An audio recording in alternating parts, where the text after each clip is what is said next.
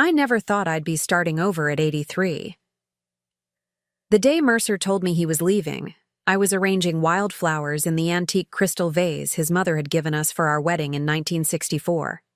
60 years of marriage, 3 children, 7 grandchildren, and a lifetime of memories, all of it suddenly meant nothing.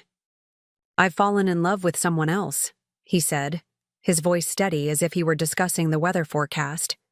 "Octavia makes me feel young again." Before we jump back in, tell us where you're tuning in from, and if this story touches you, make sure you're subscribed, because tomorrow I've saved something extra special for you. Octavia, his 38-year-old physiotherapist. As he spoke, I noticed the diamond-studded watch on his wrist, a gift I'd never seen before. My fingers trembled slightly, but I continued arranging the peonies and sage. "I see," I replied, sliding the last stem into place. "And when do you plan to leave?" He seemed surprised by my composure, perhaps expecting tears or pleading. Instead, I simply asked, "Do you have enough clean underwear packed?" His expression was priceless. That night, after he left for Octavia's downtown loft, I sat alone in our Riverside Victorian home and made a single phone call to our family, attorney. 3 days later, I had transferred $4, $7 million in assets to accounts solely in my name. My name is Winifred Thornfield, though everyone calls me Winnie. For 6 decades, I defined myself as Mercer Thornfield's devoted wife.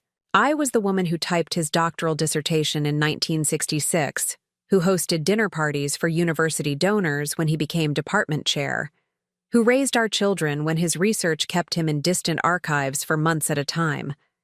I was the faithful keeper of our life together, preserving each memory in albums that now line the bookshelves of a house he no longer wants. It wasn't always like this. We met in graduate school at Briarcliff University. I was studying medieval literature while Mercer was pursuing his doctorate in antiquities preservation.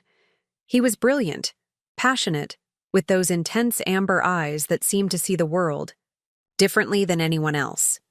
Our courtship was a whirlwind of late-night discussions about Chaucer and ancient preservation techniques, stolen kisses in the university library stacks, and promises of a future where we would build something extraordinary together.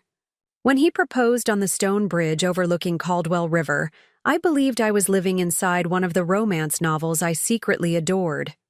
Our early years together were modest, but blissful. We rented a small apartment near campus while Mercer finished his dissertation and I taught at a local girls' preparatory academy. We couldn't afford much, but we were rich in dreams. Our firstborn, Imogen, arrived the same year Mercer received his first major research grant. Twins Thaddeus and Eleonora followed 3 years later, just as Mercer's career began its meteoric rise. His innovative techniques for preserving ancient manuscripts caught the attention of prestigious institutions worldwide. Soon he was traveling extensively, leaving me to manage our growing family. I didn't mind, not really. I had always believed in his work, in its importance to cultural heritage.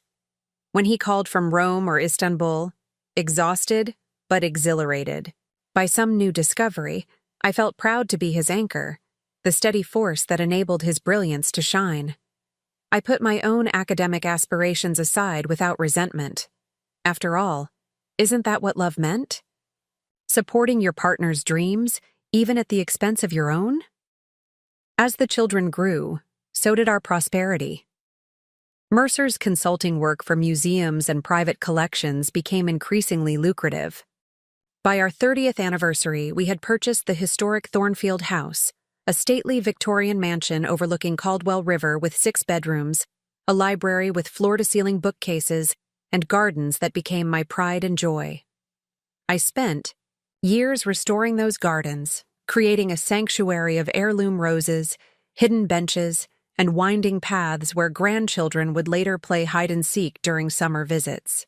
Our marriage wasn't perfect. No 60-year union could be, but I believed we had weathered our storms. There was the difficult period when Mercer turned 50 and became inexplicably distant, throwing himself into a restoration project in Greece. that kept him away for nearly a year. There was the financial worry when Thaddeus needed specialized medical treatment that insurance wouldn't cover. There were the inevitable disagreements about children's education, holiday traditions, retirement, plans. But always, we found our way back to each other. Or so I thought. The first sign something was wrong came during our 59th anniversary celebration. Our children had arranged a surprise dinner at Gardenia, the upscale restaurant where Mercer had once proposed a second time on our 25th anniversary. Everyone was there. Imogen with her husband Stellan and their 3 children. Thaddeus, recently divorced but in good spirits. Eleonora and her wife Dahlia with their adopted twins. It should have been perfect. But throughout the evening, Mercer kept checking his phone, his expression alternating between anxiety and secretive pleasure. When I asked if everything was all right, he mentioned something vague about a delicate acquisition for the university museum where he still consulted despite being officially retired. That night, I woke to find his side of the bed empty. From the bathroom came the murmur of his voice, speaking softly into his phone. "I miss you too," he whispered. "Soon, I promise." I closed my eyes before he returned, pretending to be asleep, as he slipped back under the covers. For the first time in our marriage, I felt truly afraid. The next morning, I did something I had never done before. I checked his phone while he was showering. The evidence was there in black and white, hundreds of messages between Mercer and someone named heart emojis. Intimate photographs, plans, promises. The most recent message had been sent at 3:17 a.m. "I've spoken with my attorney. Everything is in motion." I replaced the phone exactly as I'd found it and went downstairs to prepare breakfast as usual. Poached eggs, sourdough toast, and the strong black tea Mercer preferred. I moved through the routine like an automaton, my mind racing. What did "everything is in motion" mean? Was he planning to leave me? Divorce me? After 60 years? It seemed inconceivable. For the next 3 months, I said nothing. Instead, I observed. I noticed how Mercer suddenly had faculty meetings 3 evenings a week, despite being emeritus. I noticed new clothes appearing in his wardrobe. Slim-cut trousers and fitted shirts that looked nothing like his usual tweed and Oxford cloth. I noticed how he became protective of his phone, taking it even to the bathroom. And I noticed the subtle ways he began to criticize me. My appearance, my outdated interests, my reluctance to travel. Little barbs that, had they come from anyone else, would have seemed insignificant, but from Mercer felt like tiny daggers sliding between my ribs. During this time, I also did something else I had never done. I began to take stock of our finances. Over the decades, I had left the money management entirely to Mercer. He was the brilliant one, after all.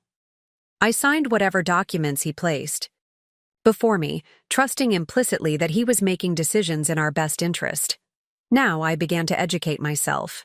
I made appointments with our bank, our investment advisor, and our accountant, claiming I was getting my affairs in order due to my advancing age, a reason no one questioned.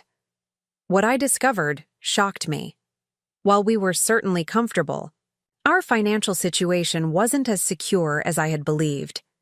Mercer had been making increasingly risky investments over the past 2 years. He had taken out a substantial home equity line of credit against Thornfield House. Most concerning of all, he had recently updated his will, removing me as the primary beneficiary of his retirement accounts and insurance policies. Instead, these assets would go into a trust that I would have limited access to, a trust with a co-trustee whose name I didn't recognize, Octavia Renweller. I also discovered something else, something that would later prove to be my salvation. When Mercer's father passed away 20 years earlier, he had left a significant inheritance not to Mercer, but to me. To ensure my daughter-in-law's security regardless of circumstances, the will had stated. At the time, I thought it a strange provision. Why not leave it directly to his son? Mercer had been hurt by this perceived lack of trust, but his father, was a shrewd old man who had lived through his own share of heartbreak. Preparing and narrating this story took us a lot of time, so if you are enjoying it, subscribe to our channel. It means a lot to us. Now back to the story. The inheritance had been placed in a separate account with my name alone, and over the years, with compound interest and prudent management, it had grown substantial. Mercer had largely forgotten about it, and I rarely thought of it myself, considering it part of our shared resources. Now, I was profoundly grateful for my late father-in-law's foresight. I made no withdrawals from this account, wanting nothing to alert Mercer to my investigations. Instead, I continued my charade of blissful ignorance, all while preparing for the storm I knew was coming. It arrived on a perfect spring morning, 60 years and 1 day after we had exchanged our vows. As I arranged those wildflowers, peonies from our garden, where Mercer had once built me a reading bench under the maple tree, he stood in the doorway of our sunroom, suitcases already packed in the hall behind him. "Winnie," he said, using my name instead of the endearments, my love, my heart, that had peppered our decades together. "We need to talk." I continued arranging the flowers, though my hands had begun to tremble. "About what, dear?" "About us. About the future." He cleared his throat, his amber eyes, once so captivating to me, now unable to meet mine. "I've decided to make a change." "A change in your diet? You know Dr. Laswell said your cholesterol needs attention." "No, Winnie, a change in my life. In our lives." He paused, then delivered the blow without further preamble. "I've fallen in love with someone else. She makes me feel alive again, vibrant. She understands my passions in a way you never could." I remained silent, placing a sprig of sage precisely between 2 pink peonies. "Her name is Octavia. She's a physiotherapist at the University Wellness Center. We met when I was having treatment for my shoulder last year. She's extraordinary, Winnie. Brilliant, compassionate." "And how old is Octavia?" I asked, my voice surprisingly steady. He hesitated. "She's 38. 45 years younger than you, practically a child." I trimmed a stem that was slightly too long.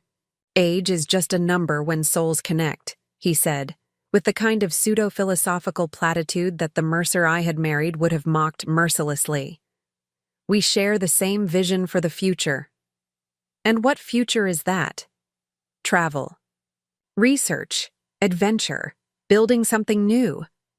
His voice gained enthusiasm as he spoke, as if he were describing a particularly exciting research grant.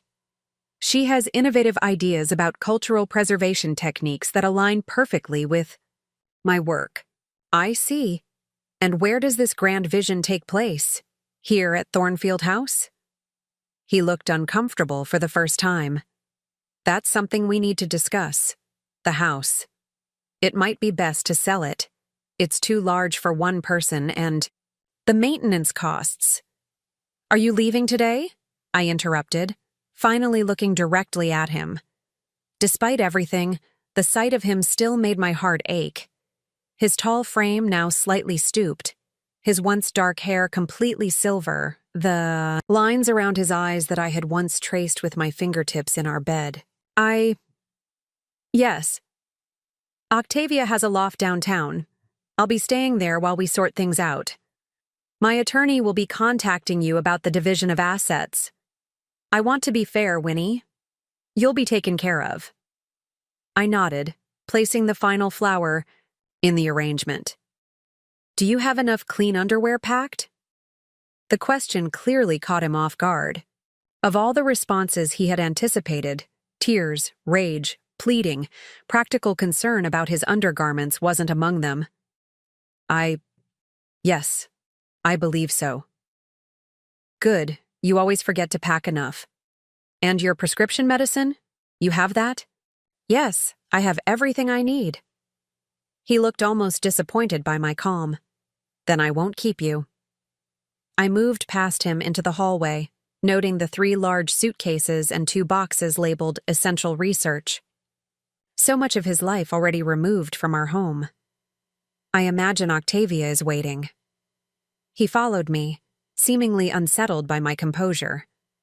Winnie, I know this is a shock, but in time, you'll see this is better for both of us. You can pursue your own interests now. Your garden club, your book groups. You'll have freedom. Freedom, I repeated, tasting the word. After 60 years, that's your parting gift to me? For a moment, his certainty wavered. I never meant to hurt you. Yet, here we are. I opened the front door. Goodbye, Mercer. After he left, I sat in my sunroom for hours, watching the play of light through the stained glass panels we had salvaged from a demolished church in Portsmouth. When dusk fell, I picked up the phone and called Rhiannon Blackwood, an attorney who had once been Imogen's roommate at university. Winnie, what a lovely surprise, she said. I need your help, Rhiannon. Mercer has left me for another woman. There was a moment of stunned silence. I'm so sorry. What can I do? Everything, I replied. I need to secure my future, tonight. Over the next 3 days, Rhiannon became my guide through the labyrinth of marital assets, property law, and financial protection. We discovered that while Mercer had been planning his exit, he had already begun liquidating certain investments and transferring funds to new accounts I had no access to. He had also been systematically removing items from the house, family heirlooms, artwork, rare books, presumably to his office at the university, beyond my immediate reach. This is methodical, Rhiannon said grimly, reviewing the financial records spread across my dining room table. He's been planning this for at least a year. What can I do? I asked. More than he thinks, she replied with a determined smile. While Mercer had indeed made changes to our shared accounts, he had made a critical oversight. Many of our most valuable assets, our investment portfolio, the vacation property in Harbor Springs, the annuities that provided our retirement income, were still in both our names. As a joint account holder, I had every legal right to access and manage these assets. He probably assumed you wouldn't act quickly, Rhiannon explained. People in his position often count on shock and emotional distress to give them time to finalize their arrangements. He doesn't know me as well as he thinks, I said quietly.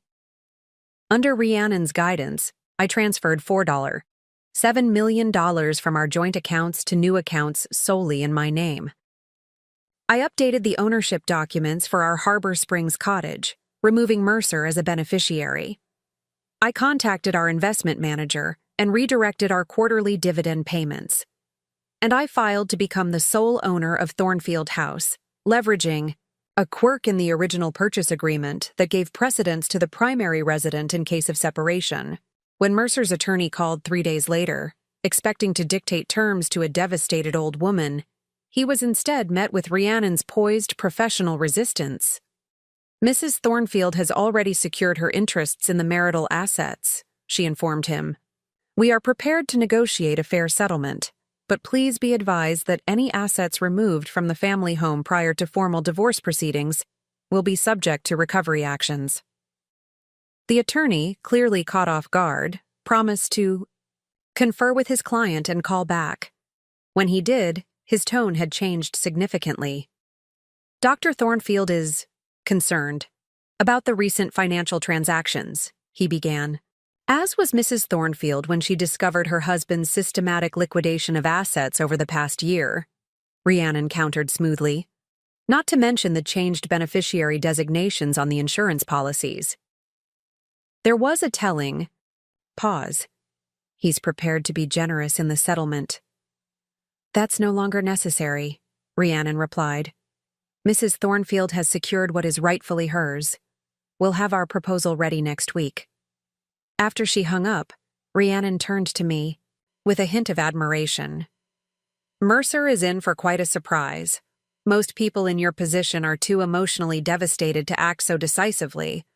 I thought about the wildflowers I had been arranging when my 60-year marriage ended, how I had continued placing each stem just so, even as my world collapsed around me. I've had practice carrying on through difficult circumstances, I said simply. The next challenge was telling our children. I decided to gather them all at Thornfield House, rather than sharing the news individually.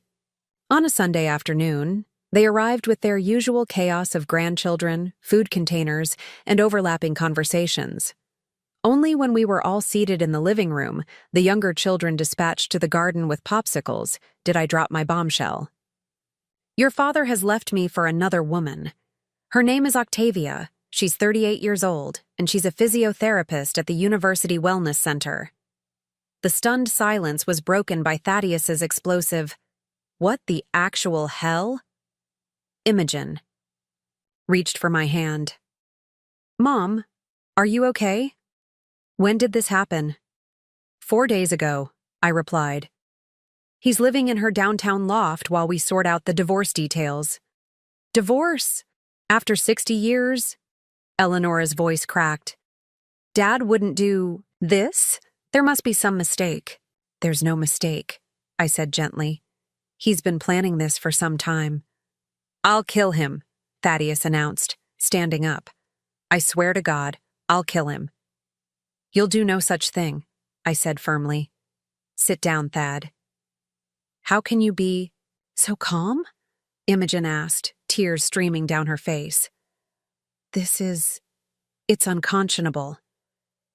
I've had 4 days to process the initial shock, I explained. And I've been busy. I outlined the steps I had taken with Rhiannon's help, watching their expressions shift from outrage to amazement. You transferred everything? Eleanora asked, wide-eyed. Not everything, I clarified. Just what was rightfully mine after 60 years of partnership. Your father still has his university pension, his personal accounts, and his precious research grants.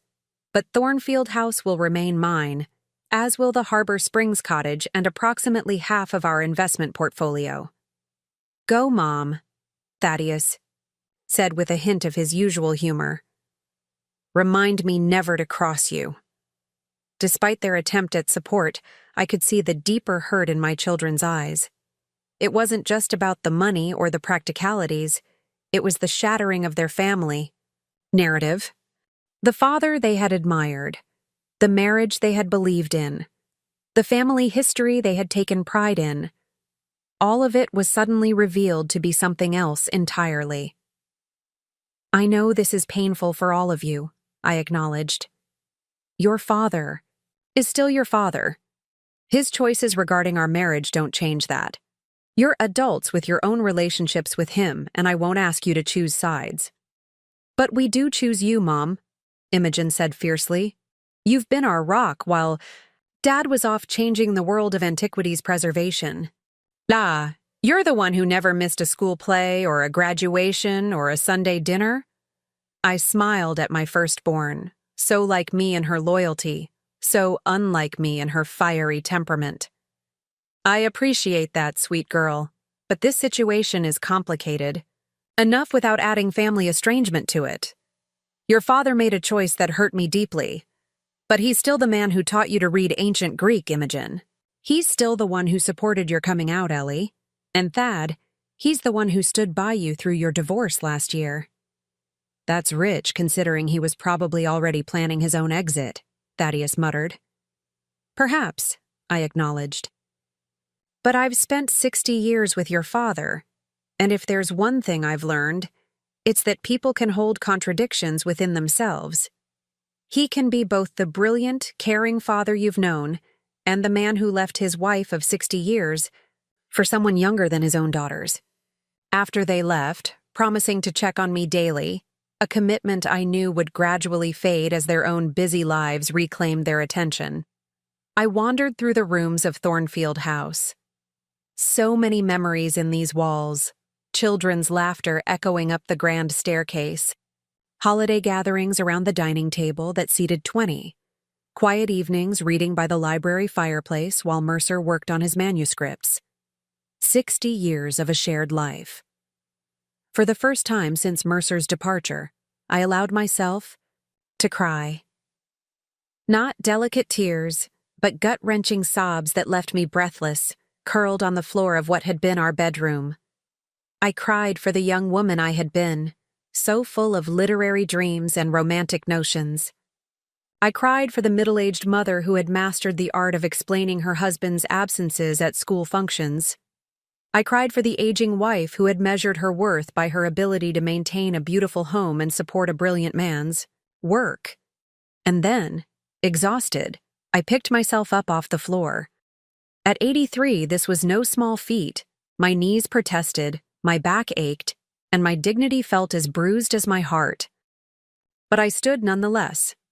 I washed my face, smoothed my silver hair, and went downstairs to make a cup of tea. As I waited for the kettle to boil, my gaze fell on the bookshelves lining my kitchen wall. Cookbooks collected over decades, some falling apart from use. Without conscious thought, I pulled down Mastering the Art of French Cooking, a wedding gift I had used to prepare countless dinner parties for Mercer's colleagues. Inside the front cover was an inscription: "To Winnie, who masters everything she attempts with grace and determination. The world doesn't yet know your name, but I do. All my love, Mercer." June 14th, 1964. I traced his handwriting, faded but still legible after all these years. The world doesn't yet know your name, but I do. Such confidence in me he had once had, or at least he had expressed. When had that changed? When had I become, in his eyes, merely the reliable backdrop to his brilliant career, rather than a woman worthy of her own story? Perhaps it had happened so gradually that neither of us noticed. Perhaps I had participated in my own diminishment. So eager was I to support his dreams, so conditioned to believe that my fulfillment would come through his success. The kettle whistled, jolting me from my reverie. As I prepared my tea, English breakfast with a splash of milk, the same as I'd had every morning for decades, a strange thought occurred to me. I could have something different tomorrow. Earl Grey, perhaps. Or green tea with honey. Or coffee. After 60 years of catering to Mercer's preferences, I was free to discover my own. It was a small realization, almost laughably trivial given the seismic shifts in my life, and yet, it felt profound. What else might I discover about myself now that I was no longer defined as Mercer Thornfield's wife? The next morning, I woke, early, a lifetime habit of rising before the household needed me. But there was no household now, just me in this large, quiet home. I lay in bed, watching the sunrise paint soft colors across the ceiling, and allowed myself the luxury of asking, "What do I want today?" The answer came with surprising clarity. I wanted to reclaim my space. I rose, dressed in comfortable clothes, and began in Mercer's study. His presence lingered here most strongly, books and papers stacked in his particular organizational system, comprehensible only to him, the leather chair worn to the shape of his body, photographs of him receiving awards and honorary degrees dominating the walls. I started small, removing the photographs and storing them carefully in boxes for him to collect later. Then I rearranged the furniture, moving the desk to face the window rather than the door. Over the next week, this process expanded to other rooms. I removed Mercer's clothes from the master bedroom closet, packing them into vacuum bags to preserve them until he wanted them. I replaced his heavy, dark bedside lamp with a delicate stained glass one I'd always admired in a local artisan's shop, but had never purchased because it didn't match our aesthetic. I moved furniture, rehung artwork, and gradually, room by room, Thornfield House began to feel like my home rather than ours. During this time, negotiations between our attorneys continued. Mercer, initially outraged by my financial maneuvers, eventually recognized the precariousness of his position. He had been methodically preparing to leave me with far less than my fair share, and now faced the uncomfortable reality that his plans had been discovered and countered. His attempts to claim I had acted improperly fell flat when Rhiannon presented evidence of his own secretive financial activities over the previous year. 2 weeks after his departure, he requested a meeting. I agreed to see him at a neutral location, a private room at the Briarcliff University Faculty Club, where we had once celebrated his academic achievements together. When I arrived, he was already seated, looking somehow smaller than I remembered. The confident posture that had characterized him throughout our marriage was diminished, his shoulders slightly hunched, his expression uncertain. "Winnie," he said, rising as I entered. "Thank you for coming." "Mercer," I acknowledged, taking the seat across from him.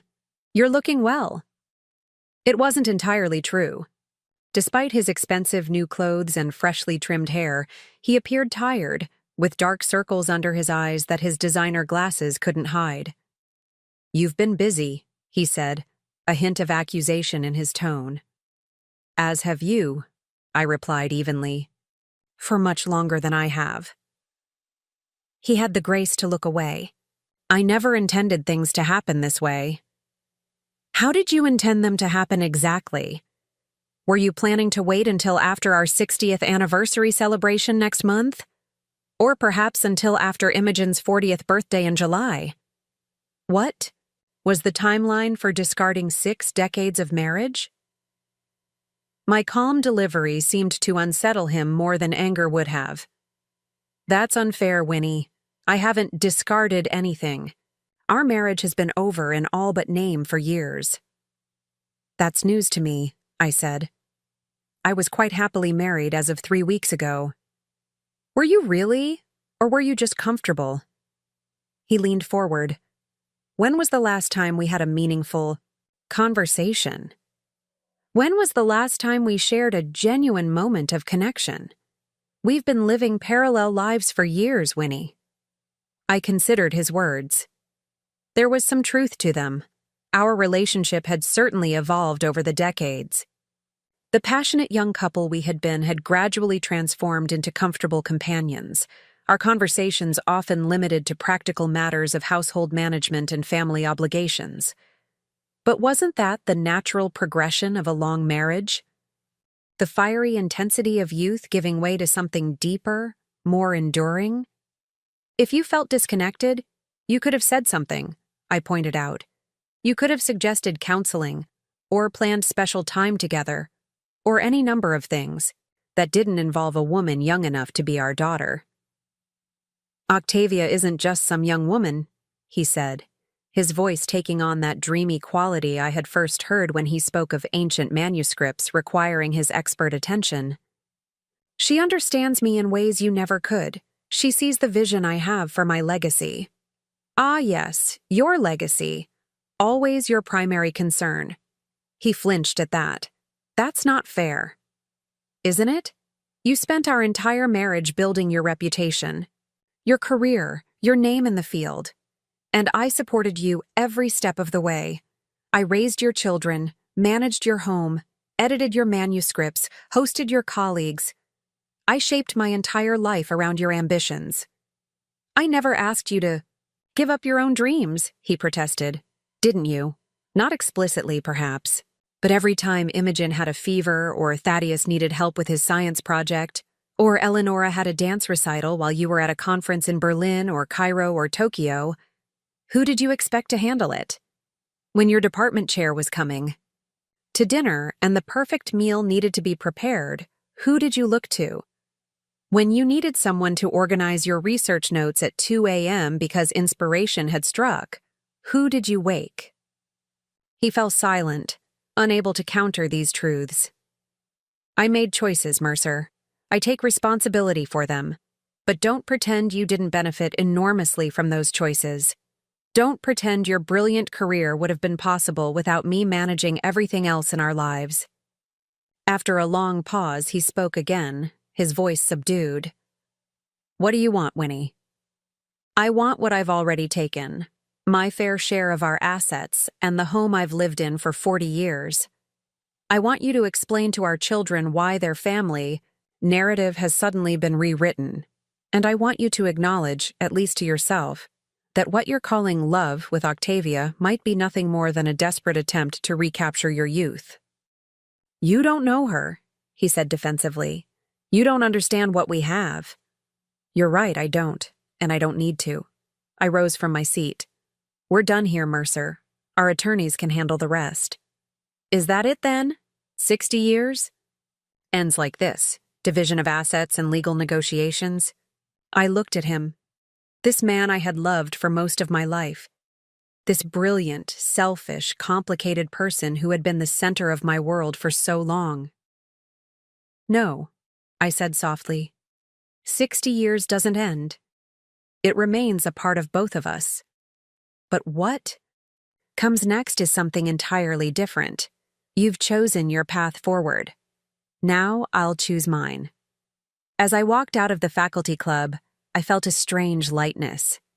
The grief was still there, the anger too. But alongside them was something unexpected.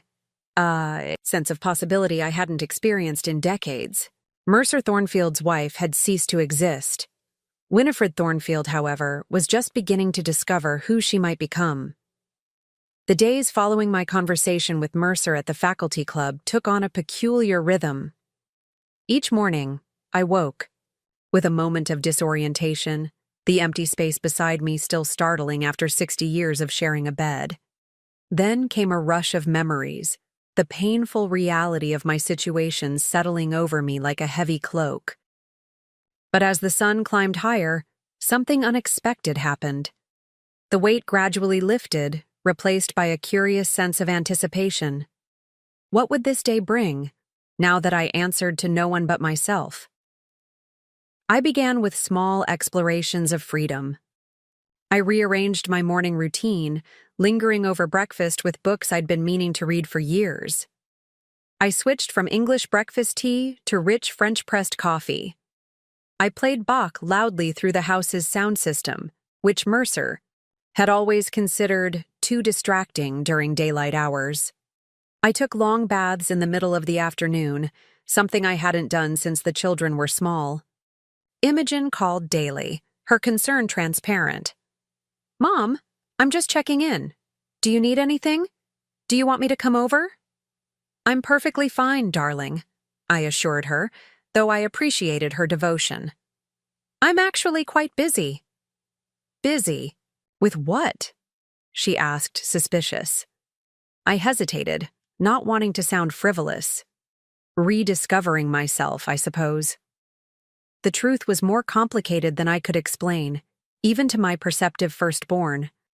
I was excavating layers of identity buried beneath decades of compromise. Each day brought small revelations about my preferences, my desires, my authentic self. I discovered I preferred sleeping with the windows open, something Mercer's allergies had always prevented. I found I enjoyed spicy food, which I'd avoided. Cooking because Mercer preferred bland meals.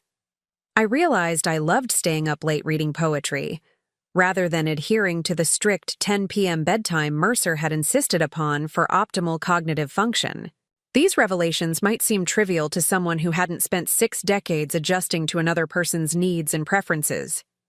But to me, each discovery felt momentous, a piece of myself reclaimed from the woman I had become in service to, my marriage.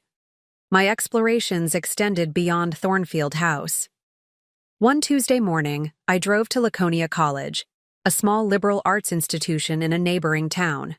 60 years earlier, I had been offered a teaching position in their medieval literature department, a position I declined when Mercer received his prestigious research fellowship at Briarcliff.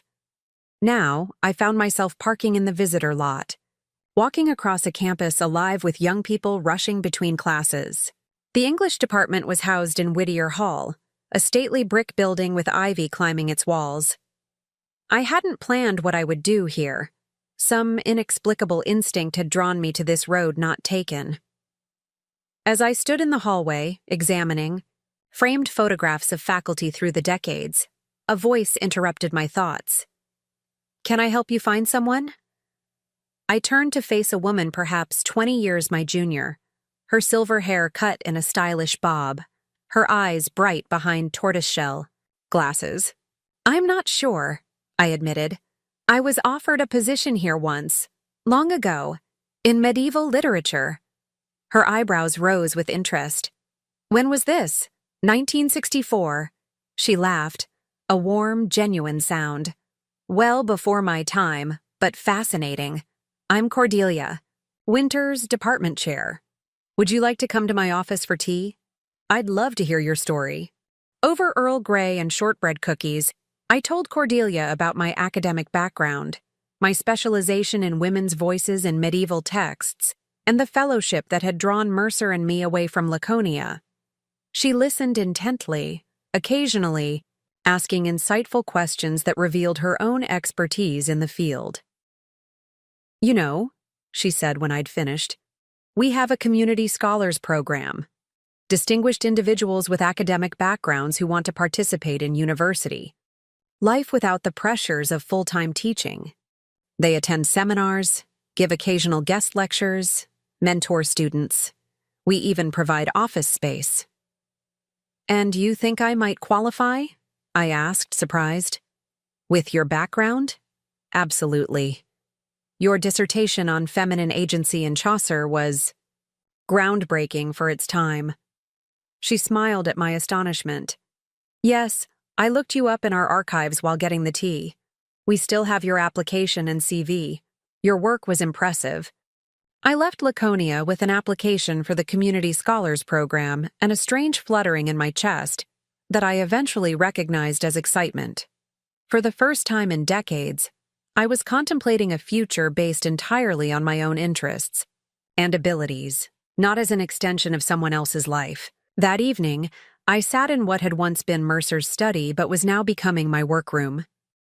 I had replaced his heavy wooden desk with a delicate writing table I found in storage, positioned to catch the afternoon sunlight.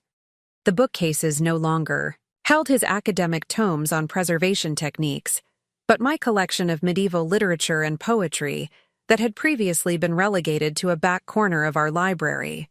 I opened my laptop, a recent purchase as Mercer and I had always shared a computer, and began updating my curriculum vitae. It was a sobering exercise. After my marriage, my academic accomplishments were sparse. A few book reviews in literary journals, an occasional article in non-academic publications. My knowledge had remained current through reading and independent study, but I had no professional credentials to show for the past several decades. After an hour of staring at the glaring gaps in my professional history, I closed the laptop in frustration. Who was I kidding? The academic world had advanced light years since my graduate studies. What could I possibly offer to today's students or scholarly discourse? As if sensing my distress, the telephone rang. It was Eleonora. "Mom, are you okay?" "You sound strange." I hadn't realized I'd answered the phone with such a disheartened tone. "I'm fine, Ellie. Just wrestling with some old regrets." What kind of regrets? My youngest had always been the most emotionally perceptive of my children. I found myself explaining about Laconia College, the Community Scholars Program, and my disillusionment upon confronting my abandoned academic career. "So apply," she said simply. "Ellie, be realistic. I haven't been in academia for 60 years.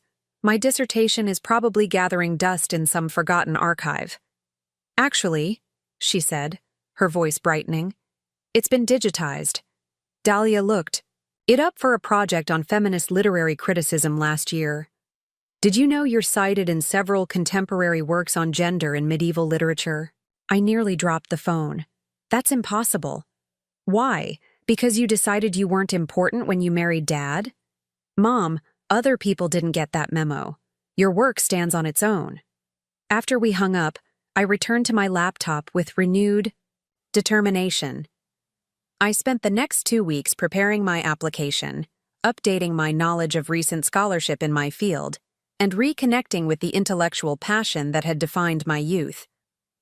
Whether accepted or rejected, the process itself became a kind of reclamation of my mind, my scholarly identity, my autonomational self. During this period, practical matters continued to unfold. The divorce proceedings advanced, with both legal teams working toward an equitable division of assets. Mercer, initially combative, had become increasingly conciliatory as the weeks passed. Perhaps Octavia wasn't proving to be the perfect partner he had imagined. Perhaps the reality of dismantling a 60-year marriage was more emotionally taxing than he had anticipated. Or perhaps, and this thought gave me a fleeting, petty satisfaction, he was discovering that life with a woman 45 years his junior presented its own challenges. I learned through Thaddeus, who had reluctantly agreed to have lunch with his father, that Mercer was finding Octavia's downtown loft somewhat cramped for his extensive collection of books and research materials. He had mentioned, apparently with no sense of irony, that he missed his study at Thornfield House and the careful organizational system I had maintained for his academic papers. I told him he should have thought about that before running off with his physiotherapist, Thaddeus reported, a hint of grim satisfaction in his voice. He didn't appreciate that observation. I couldn't help but smile at my son's loyalty, though I gently discouraged him from antagonizing his father. Your relationship with him is separate from what happened between us, I reminded him. Don't damage it on my account. It's not just on your account, Mom, Thaddeus replied, his expression darkening. It's the principle. The man spent my entire childhood lecturing me about responsibility and commitment. He practically disowned me when I got divorced after 3 years. Now he's abandoning his wife of 60 years, and I'm supposed to pretend that's not the height of hypocrisy? I placed my hand over his. People are complicated, Thad, your father included. The man who raised you with those values is the same man who's currently living with Octavia. Both versions are real. My evenings often found me in the garden, which had become my sanctuary. Mercer had never shown much interest in this space, considering gardening too impractical an endeavor for a serious academic. As a result, it was perhaps the one area of Thornfield House that had always been truly mine. Now, I expanded it, adding a small meditation area beneath the wisteria arbor and a cutting garden that supplied fresh flowers for every room in the house. One such evening, as I was deadheading roses in the golden hour before sunset, the garden gate creaked open.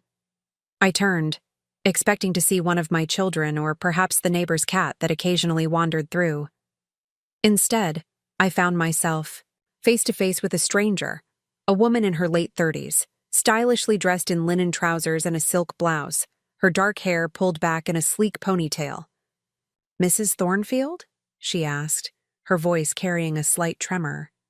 I knew immediately who she was, though we had never met. Something in her posture, the combination of confidence and uncertainty, reminded me of myself at that age, navigating unfamiliar social waters. "You must be Octavia," I said, setting down my gardening shears and removing my gloves. "This is unexpected." She shifted uncomfortably. "I apologize for coming unannounced. I debated calling first, but I thought you might refuse to see me." "You're probably right," I acknowledged. "Why are you here?" Octavia glanced around, as if seeking an escape route. "I'm not entirely sure. To meet you, I suppose. To see if you're the monster Mercer makes you out to be when the lawyers send another letter." I couldn't help but laugh. "And am I?" She studied me with genuine curiosity. "You don't seem monstrous. You seem formidable." At 83, I'll accept that as a compliment. I gestured toward the garden bench. "Would you like to sit, since you've come all this way?" We sat side by side, an awkward silence stretching between us. The absurdity of the situation wasn't lost on me, offering garden hospitality to the woman who had upended my life. "He's not happy," Octavia finally said, staring at her hands. "I thought you should know that." "And you came to tell me this." Because I thought it would give you satisfaction," she admitted. "And because I'm trying to understand what I've gotten myself into." I considered this unusual confession. If you're seeking my blessing or absolution, I'm afraid I can't offer either. No, that's not it. She turned to face me directly. When Mercer and I began, when we became involved, he painted a very specific picture of your marriage. Cold, loveless, more business arrangement than relationship. He said you were brilliant but frigid, that you'd been living separate lives for decades, staying together only out of habit and convenience. I absorbed this description of myself, this stranger Mercer had invented to justify his betrayal. And you believed him. He's a very convincing storyteller, she said with a bitter smile. He described you as this emotionally unavailable intellectual who never understood his passion or supported his vision. He said you'd be relieved when he finally left. Yet here I am, distinctly unrelieved, I observed dryly. Exactly. And now that I've seen how you handled things, the financial maneuvers, keeping the house, the way your children have rallied around you, I'm beginning to see discrepancies in his narrative. I studied this young woman, younger than my children, wrapped up in a situation far more complicated than she had likely anticipated. Part of me wanted to enlighten her, to share 60 years of history she couldn't possibly understand. Another part wanted to send her away, to preserve whatever dignity remained in this undignified situation. Why did you come? I asked again, more gently this time. Octavia looked out over the garden, bees buzzing lazily among the lavender.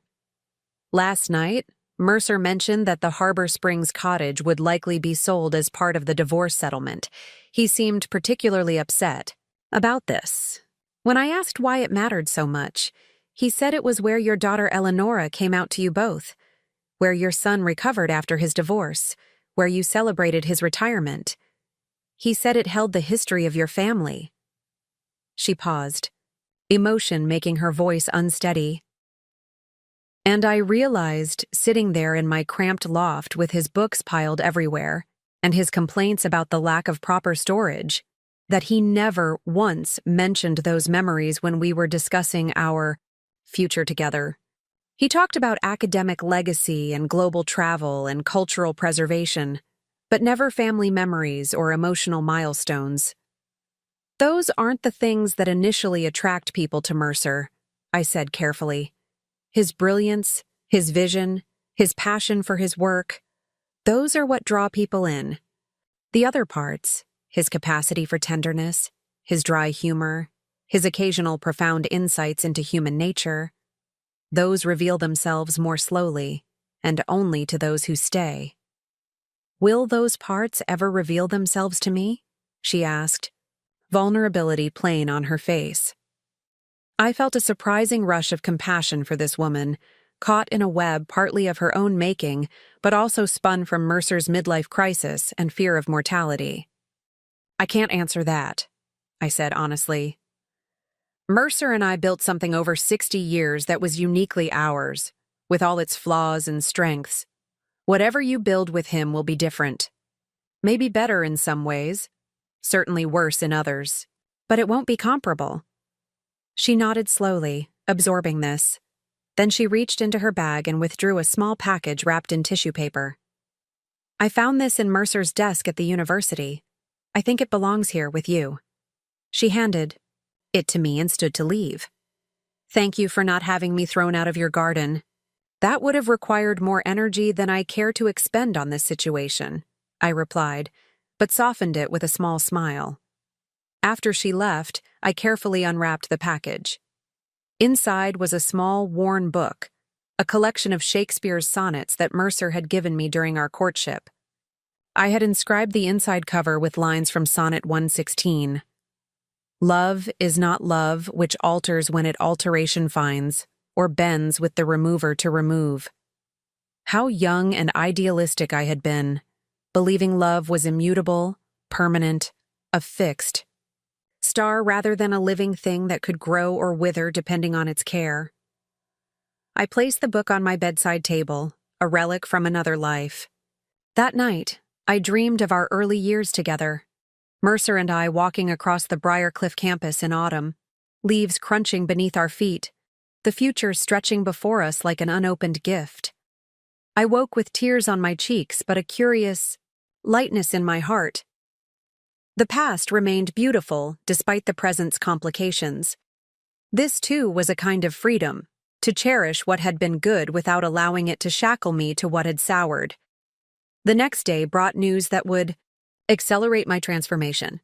I received an email from Cordelia Winters at Laconia College, informing me that my application to the Community Scholars Program had been accepted. Furthermore, she had a specific request. Would I consider leading a seminar on women's voices in medieval literature during the fall semester? The previous instructor had taken a last-minute sabbatical, and my expertise would be invaluable. I stared at the screen in disbelief. Me, teaching again after all these years? The prospect was both thrilling and terrifying. My immediate instinct was to decline, to protect myself from potential failure, from the humiliation of being intellectually outdated, from the judgment of students young enough to be my great-grandchildren. But then I thought of that young woman who had once been offered this possibility and turned it down for the sake of someone else's dreams. What would she say to me now? What would she want for her future self? I clicked reply and typed 2 words, I accept. The summer passed in a blur of preparation. I immersed myself in contemporary scholarship, updating my knowledge and familiarizing myself with current academic discourse. I developed a syllabus that bridged traditional and modern approaches to medieval texts. I practiced using the digital teaching platforms that had replaced chalkboards and overhead projectors since my last classroom experience. Throughout this period, the divorce proceedings continued.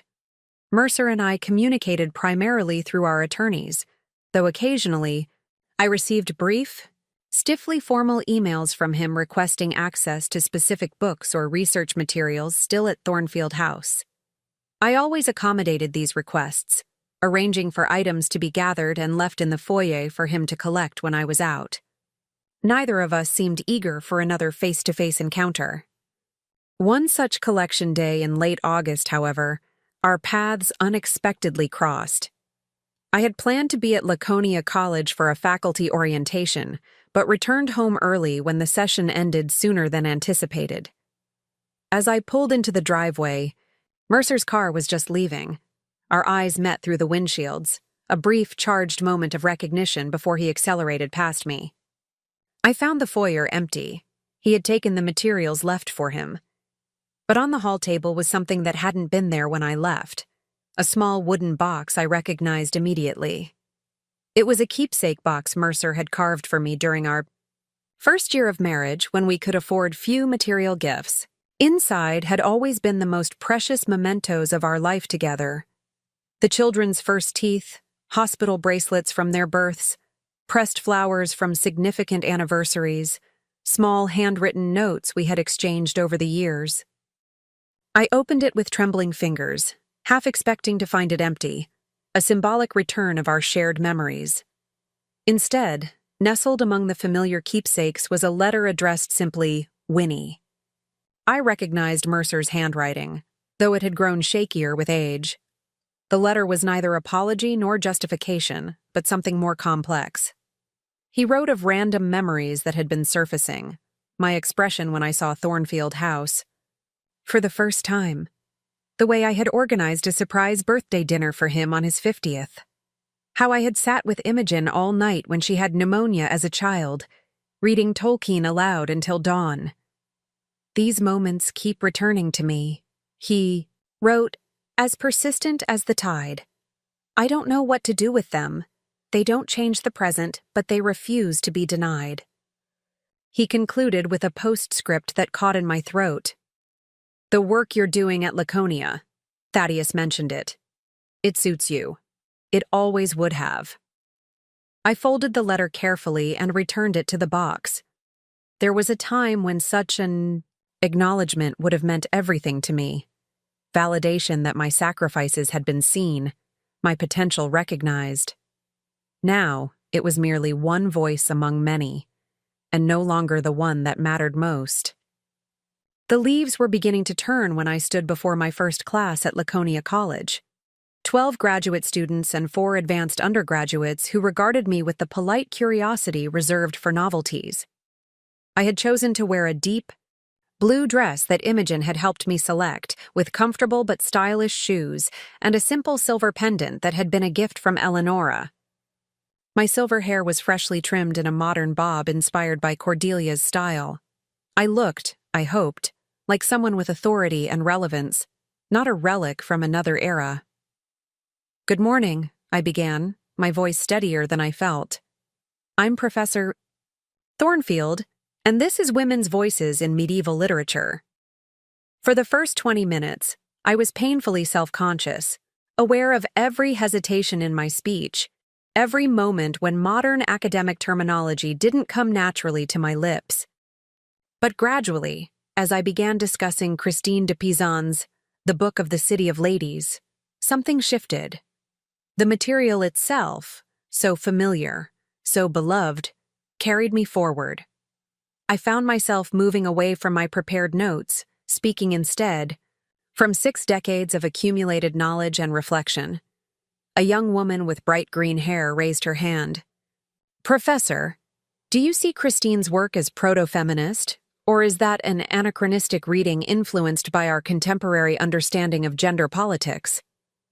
The question was sophisticated, challenging, exactly the kind of inquiry that made teaching worthwhile.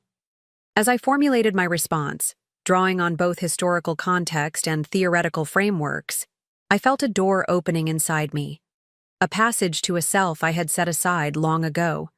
By the end of the 2-hour seminar, the students were engaged in a lively debate about authorial voice and historical context. As they gathered their belongings, several lingered to ask follow-up questions or recommend recent articles they thought might interest me. One student, a serious young man with wire-rimmed glasses, approached my desk last. "Professor Thornfield, I wanted to tell you, I read your dissertation while preparing for this course. Your analysis of Marjorie Kempy's autobiography was revolutionary for its time. It's an honor to study with you." I managed to thank him without revealing how deeply his words affected me. As he left, I remained seated, overcome by a complex emotion I couldn't immediately identify. It wasn't until I was driving home, the autumn sun casting long shadows across the road, that I recognized it. Pride. Not the reflected glory of being Mercer Thornfield's wife, not the secondary satisfaction of supporting someone else's achievements, but direct, unmediated pride in my own intellectual contribution to the world. That evening, I sat in my garden as twilight descended, watching the first stars appear. 60 years ago, I had made choices that shaped the course of my life. Choices that privileged love and family over professional ambition. Choices that reflected the values and expectations of my generation. I couldn't go back and unmake those choices, nor would I want to erase the family and experiences that had resulted from them. But here, in the autumn of my life, I had been granted an unexpected season of renewal. The woman I might have been hadn't disappeared after all. She had been waiting patiently, gathering wisdom, biding her time until I was ready to reclaim her. As darkness fell completely, I made my way back into Thornfield House. My house now, arranged according to my preferences, filled with my chosen belongings, echoing with my own rhythms. In the hallway mirror, I caught a glimpse of myself, straight-backed, clear-eyed, a woman coming into focus after decades of being slightly blurred around the edges. "There you are," I whispered to my reflection. "I've been looking for you." Autumn settled over Laconia with a painter's precision, maples blazing crimson, oaks burnished gold, the air crisp as a fresh-picked apple. My seminar on medieval women's voices quickly became the highlight of my week. The students, initially skeptical of this professor emerita with her antiquated references and formal diction, had warmed to my approach. We developed a rhythm. These young scholars and I, a multi-generational dialogue that bridged 6 centuries of women's writing with 60 years of my lived experience. "Professor Thornfield," called out Zara, the green-haired student who had challenged me that first day. "I've been thinking about your interpretation of Julian of Norwich's All Shall Be Well as radical optimism in an apocalyptic age. Couldn't we argue that's precisely what we need in our current climate crisis? A theological framework for hope despite evidence to the contrary?" Such questions invigorated me, forcing connections between medieval thought and contemporary concerns I might never have considered on my own. Teaching, I discovered, wasn't merely the transmission of knowledge but a continuous reinvention of it. Ideas reborn through fresh perspectives, ancient texts illuminated by modern insights. After class one October afternoon, Cordelia invited me to join the faculty gathering at Blackwood Pub, a tradition I had thus far avoided. "You can't hide in that Victorian mansion forever," she teased, helping me gather my materials. "Besides, the medieval studies cohort wants to pick your brain about Hildegard of Bingen's musical compositions." The old Winnie would have demurred, citing household responsibilities or fatigue. But the woman I was becoming recognized the invitation for what it was. Not an obligation, but an opportunity. An hour later, I found myself at a corner table surrounded by colleagues decades younger, engaged in a spirited debate about female mysticism while nursing a glass of Pinot Noir I would never have ordered in Mercer's company. He had always insisted I stick to white wine, claiming red made me argumentative. Hildegard wasn't just documenting divine visions, I argued, surprising myself with my vehemence. She was creating intellectual space for women's spiritual authority in a system designed to exclude feminine perspectives. Her weakness was strategic, a rhetorical device that allowed her to speak truth without threatening male ecclesiastical power. "Feminist subversion avant la lettre," agreed Professor Harlow from Religious Studies, raising his glass in salute. These evenings became a regular fixture in my reinvented life. I discovered I enjoyed academic debate untethered from the careful deference I had shown Mercer's opinions for decades. I learned I could hold my own with scholars half my age, that my outdated classical training provided historical context their specialized education sometimes lacked.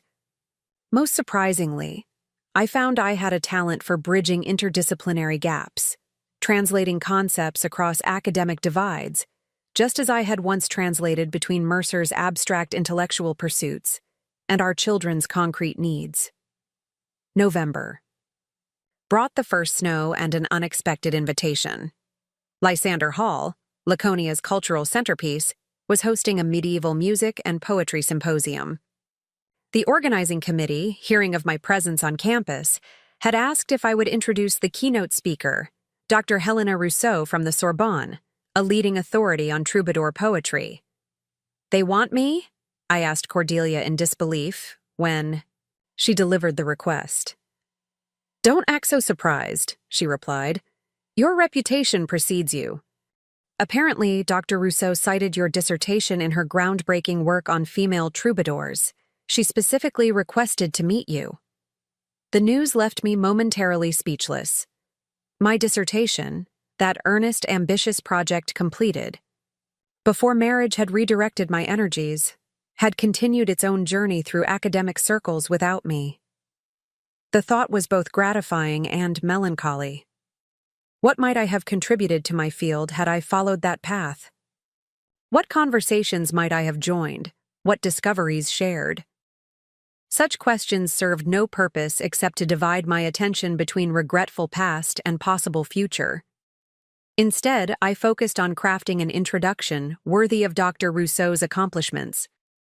I spent hours in Laconia's library researching her contributions to medieval studies, taking notes with the same meticulous care I had once applied to organizing Mercer's research materials. The evening of the symposium arrived with a theatrical flourish of swirling snowflakes. Imogen insisted on driving me, concerned about road conditions. "Are you nervous?" she asked as we approached the illuminated facade of Lysander Hall. "Terrified," I admitted. It's been 60 years since I addressed an academic audience.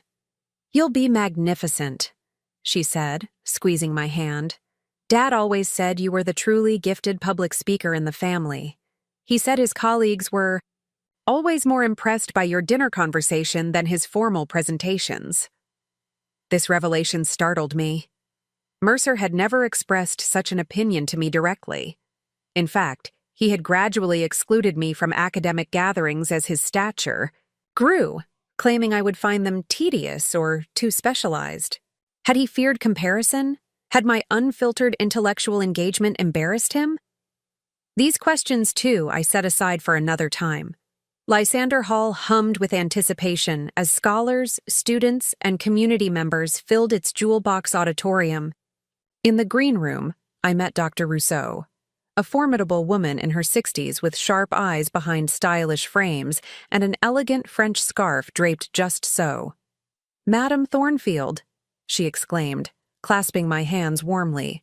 "What an honor to finally meet you. Your analysis of female agency in courtly love poetry fundamentally altered my understanding of medieval women's literary contributions." "You're very kind," I replied, somewhat overwhelmed by her enthusiasm. But my work was preliminary at best, and woefully uninformed by later discoveries. "Nonsense," she insisted. "You identified patterns that subsequent research has only confirmed.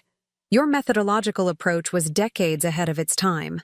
When I discovered your dissertation hadn't been followed by further publications, I actually wrote to Briarcliff University inquiring about you. They informed me you had left academia for family reasons." "I married," I said simply. Something in Dr. Rousseau's expression suggested she understood all that remained unsaid. The choices of my generation, the compromises deemed necessary, the dreams deferred in service to others' ambitions. "Well," she said briskly, "academia's loss was undoubtedly your family's gain. But I am delighted to see you have returned to us. Better late than never, non?" When I took the podium minutes later, scanning the expectant faces in the audience, a strange calm descended. These were my people, lovers of language, caretakers of cultural memory, seekers of forgotten voices. I had been one of them from the beginning, though circumstances had led me along a different path. "Distinguished guests, faculty colleagues, and students," I began, my voice gaining strength with each word. "It is my profound honor to introduce Dr. Helena Rousseau, whose pioneering work on female troubadours has transformed our understanding of women's literary production in the Middle Ages." The introduction flowed naturally, my academic vocabulary returning as if it had never lain dormant. As I outlined Dr. Rousseau's contributions to the field, connecting them to broader currents in medieval scholarship, I felt a dormant part of myself fully awakening. The young scholar I had been, the professor I might have become, the intellectual I had always remained beneath the roles of wife and mother. Dr. Rousseau's lecture was brilliant, weaving together literary analysis, historical context, and musical demonstration. During the reception afterward, we found ourselves surrounded by students and faculty eager to continue the discussion. Dr. Rousseau generously deflected several questions to me, acknowledging my expertise in areas that intersected with her own research. For 2 hours, we engaged in the kind of vibrant academic exchange I had witnessed at conferences Mercer attended, but rarely participated in myself. "Professor Thornfield," ventured a doctoral student as the evening wound down, "would you consider serving on my dissertation committee? My research focuses on embodiment in women's mystical writings, and your perspective would be invaluable." Before I could respond, Dr. Rousseau interjected, "You would be fortunate indeed to secure Madame Thornfield's guidance. Her insights on Marjorie Kemp's physicality anticipated contemporary theoretical frameworks by decades." I felt a flush of pleasure at this professional validation. "I would be honored," I told the student, "though I should warn you my feedback may reflect somewhat outdated methodologies." Traditional close reading combined with historical contextualization is hardly outdated, Dr. Rousseau scoffed. Sometimes the newest approaches involve rediscovering the value of established methods. As the event concluded, Dr. Rousseau pressed a business card into my hand. I am assembling a volume on overlooked female voices in medieval literature, she explained. Would you consider contributing a chapter? Perhaps expanding your original analysis of Marjorie Kemp to incorporate more recent scholarship. The invitation left me momentarily speechless. Publish? At my age? After 6 decades? Away from formal academic discourse? I'll need to think about it, I said honestly. Of course, she nodded. But not too long. The academic world has waited 60 years for your return, Madame Thornfield. We are impatient to hear what you have to say. Driving home through gently, falling snow, Imogen could barely contain her excitement. Mom, did I hear correctly? Did Helena Rousseau just invite you to contribute to her book? She did, I confirmed, still processing the reality of it. That's extraordinary. Are you going to do it? I gazed out at the transformed landscape, familiar streets rendered new by their blanket of white. I think I might, I said slowly. I think I just might. The possibility of academic publication created a new center of gravity in my days. Each morning found me in my study, no longer Mercer's space but truly mine, surrounded by books, academic journals, and printouts of recent scholarship provided by Cordelia.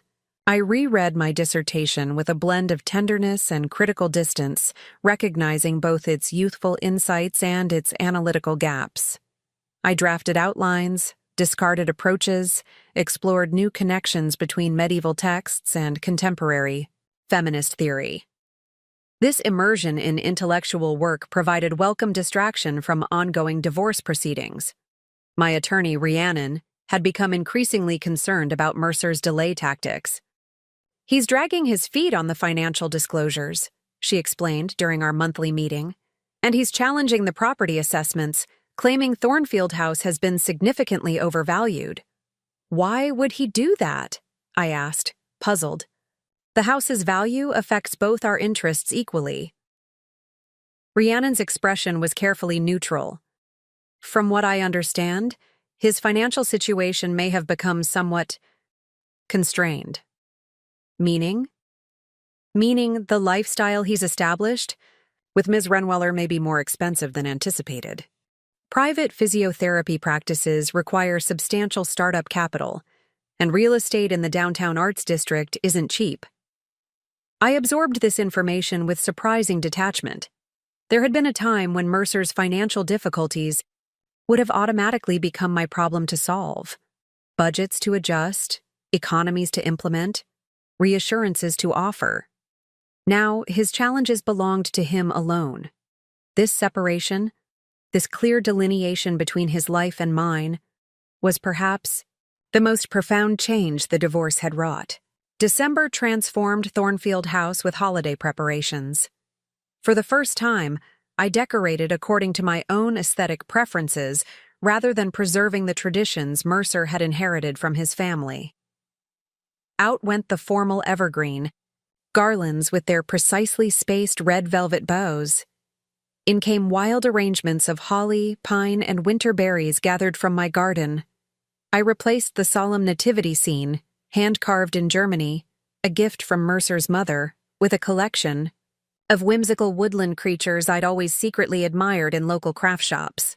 Imogen noticed the changes immediately when she arrived to help prepare for our Christmas Eve gathering. "Mom, you've never liked those fussy garlands, have you?" she asked, helping me arrange twinkling lights around the sunroom windows. "Not particularly," I admitted. "They seemed appropriate for a university administrator's home, which is what your father needed our house to be." She paused, a strand of lights dangling from her fingers. "You know, I never realized how much of our family life was built around Dad's preferences and requirements. It was just normal, the way things were. It was the way most marriages functioned in my generation," I said. Men's careers were considered primary, women adapted. But you had your own intellectual gifts, your own potential career. I secured a pine bough with floral wire before responding. I made choices, Imogen. I won't pretend they were forced upon me. I wanted a family. I loved your father. I valued what we built together. And now? I considered the question carefully. Now I'm discovering there are chapters of my story that remain unwritten. That's neither tragedy nor triumph, simply the unexpected gift of this late life upheaval. Christmas Eve brought my first holiday as a single woman in 60 years. Thaddeus arrived first, stamping snow from his boots, arms laden with gaily wrapped packages. Eleonora and Dahlia followed with their twins, now teenagers engrossed in their phones, but willing to be coaxed into helping arrange the hors d'oeuvres. Imogen, Stellan, and their 3 children completed our circle. The celebration felt different without Mercer's commanding presence, less formal, more spontaneous. Conversation flowed in unpredictable directions rather than being subtly guided, toward topics he found intellectually stimulating. We played charades after dinner, something he had always considered frivolous. The children persuaded me to try their video game, laughing uproariously at my clumsy attempts to navigate virtual landscapes. Mom's avatar keeps walking into walls, Thaddeus chuckled, watching over my shoulder. Give Grandma a break, Eleonora's daughter Maya defended me. She's new to this. You should have seen me when I started. I'm quite hopeless, I agreed cheerfully, handing the controller to Maya. But it's rather exhilarating, isn't it? Even failure can be entertaining when you're trying something new. After the younger children had been tucked into guest rooms and the older ones retreated to the basement media room, the adult family members gathered in the sunroom with glasses of port. Another departure from tradition, as Mercer had always insisted Christmas festivities conclude with his preferred brandy. Should we call Dad? Thaddeus asked suddenly, breaking a comfortable silence. It feels strange, him not being here. An awkward glance circulated among my children. They had each maintained contact with their father to varying degrees, but holiday arrangements had clearly been complicated by the divorce. I learned Mercer was spending Christmas with Octavia at her parents' home in Michigan, a detail my children had been reluctant to mention. Of course you should call him, I said firmly. He's your father. This separation is between him and me, not him and you. Imogen retrieved her phone and dialed, putting the call on speaker. Mercer's voice filled the room, familiar yet somehow distant, like music from another era. Merry Christmas, Dad, my children chorused. Merry Christmas, all of you, he replied, his tone warming. How is everyone? Are you at the house? They took turns updating him on their lives, sharing anecdotes from the evening's festivities. I excused myself quietly, giving them privacy for this conversation. In the kitchen, I busied myself preparing a pot of spiced tea, trying not to eavesdrop but catching fragments nonetheless. Eleonora's promotion, Thaddeus's new relationship, Imogen's eldest son's college applications. Then, unexpectedly, I heard my name. Mom's doing really well, Dad, Eleonora was saying. She's teaching at Laconia College and working on a book chapter for some famous French professor. A pause, then Mercer's voice. I'm not surprised. She always had a remarkable mind. I hope she knows that His voice trailed off, leaving the sentence unfinished. I carried the tea tray back to the sunroom just as they were saying goodbye. An undercurrent of emotion lingered in the air. Not quite tension, not quite sadness, but a complex mixture of familial bonds and divided loyalties. Well, Thaddeus said brightly, accepting a cup of tea. That wasn't nearly as awkward as I feared. He sounded good, Imogen offered tentatively, watching for my reaction. I'm glad, I said, meaning it. Whatever had fractured between Mercer and me, I didn't wish him unhappiness. 60 years of shared history created connections that even betrayal couldn't entirely sever. Late that night, after the house had fallen silent, I sat alone in the library, watching snow accumulate on the windowsills. My first Christmas Eve without Mercer since 1963. Strange how absence could be so palpable. Not just his physical absence, but the absence of anxiety about meeting his expectations, ensuring his comfort, anticipating his needs. In that absence, I was finding room to expand, to reclaim aspects of myself long subordinated to marital harmony. January brought renewed energy to the divorce proceedings. Mercer, apparently tiring of legal maneuvering, finally provided the financial disclosures Rhiannon had requested months earlier. The documents confirmed what she had suspected. His investments with Octavia's practice had depleted his liquid assets considerably. He was now proposing a settlement that would allow him to access a portion of my inheritance from his father, the separate account that had served as my financial safety net. He has no legal claim to those funds, Rhiannon assured me. They were specifically left to you, not to the marriage. I understand, I said, studying the proposed terms. But if I agree to this modification, would it expedite the final divorce decree? Almost certainly. He's indicated as much. I considered the options carefully. Prolonging the legal battle meant continuing to live in limbo, neither fully married nor fully divorced, unable to complete my transition to independence. The funds Mercer requested represented perhaps 15% of my separate assets, significant, but not devastating to my financial security.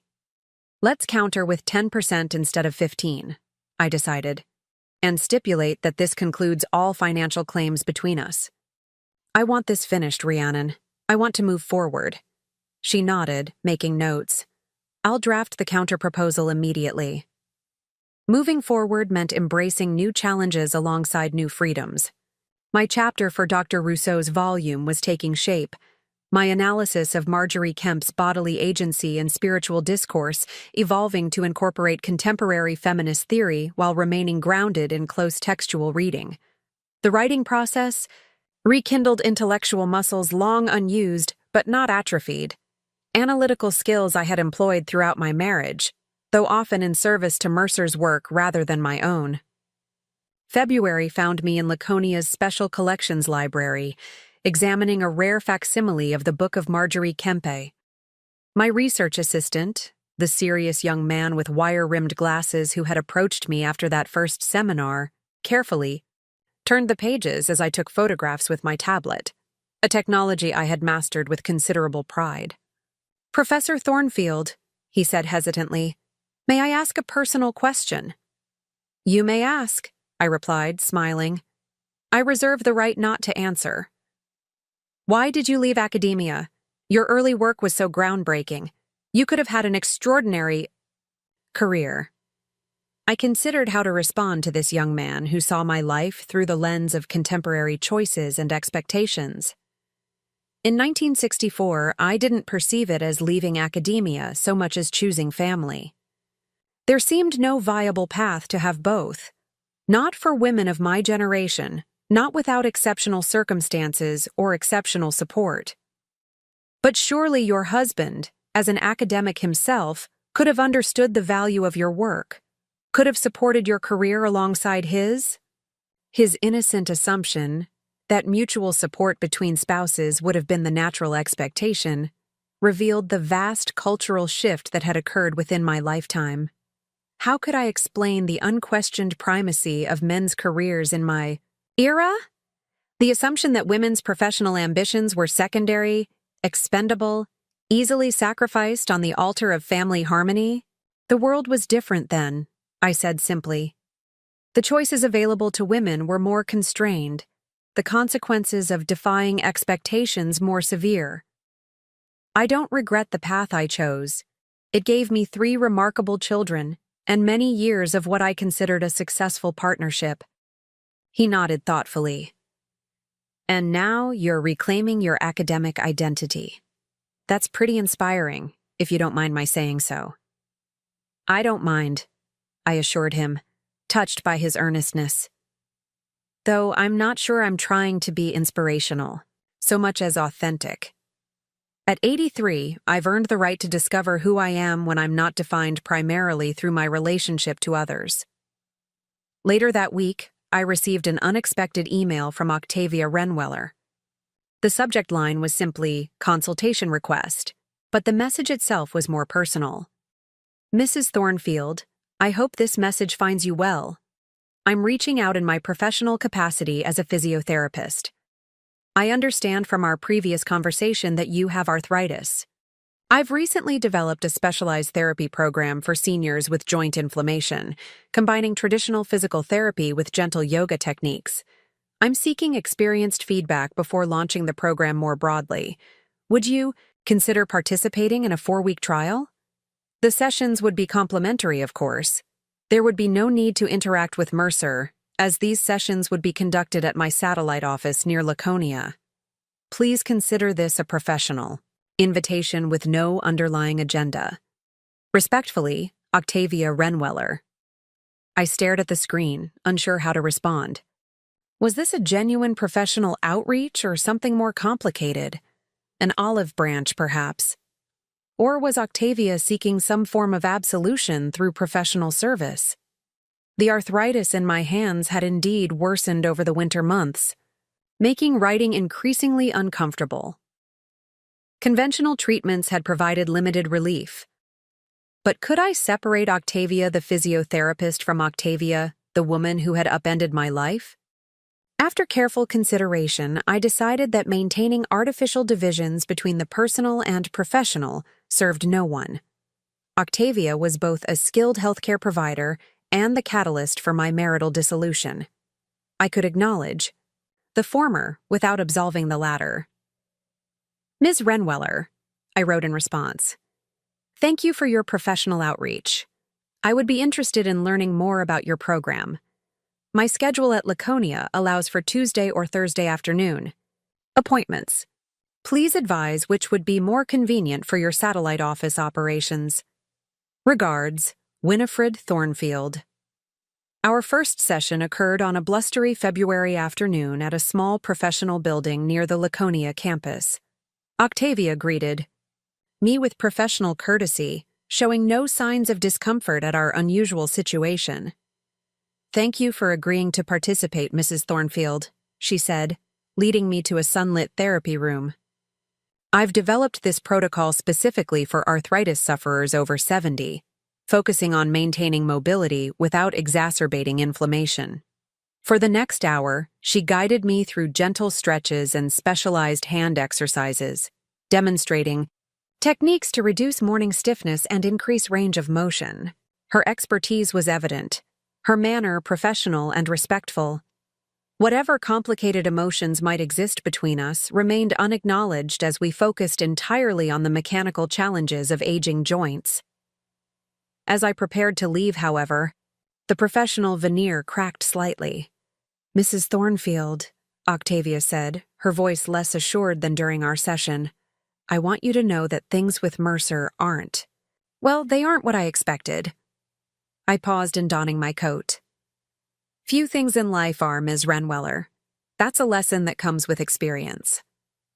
Octavia's therapy sessions provided unexpected benefits beyond the physical relief they offered my arthritic hands. Each Tuesday afternoon, our professional relationship gradually evolved into something more nuanced than therapist and patient, yet less fraught than romantic rival and wronged wife. We developed a cautious rapport, our conversations initially limited to physiological matters but eventually expanding to include her research on aging and mobility, my academic work at Laconia, and occasionally, obliquely, Mercer. The techniques we're using today are adapted from research I conducted for my doctoral dissertation, Octavia explained during our 4th session, guiding my hands through a series of gentle stretches. I specialized in geriatric rehabilitation, with a focus on maintaining independence through targeted mobility interventions. "Your dissertation," I mused, working through the exercises. "When did you complete it?" 3 years ago. It's what brought me to Briarcliff University.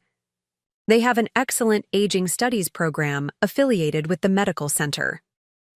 I absorbed this information, recalibrating my perception of her. Not just a homewrecker or a youthful distraction for an aging academic, but a scholar in her own right, with professional accomplishments and intellectual passions. The realization didn't diminish her role in my marital dissolution, but it added dimensions I had previously ignored. "And how did you meet Mercer?"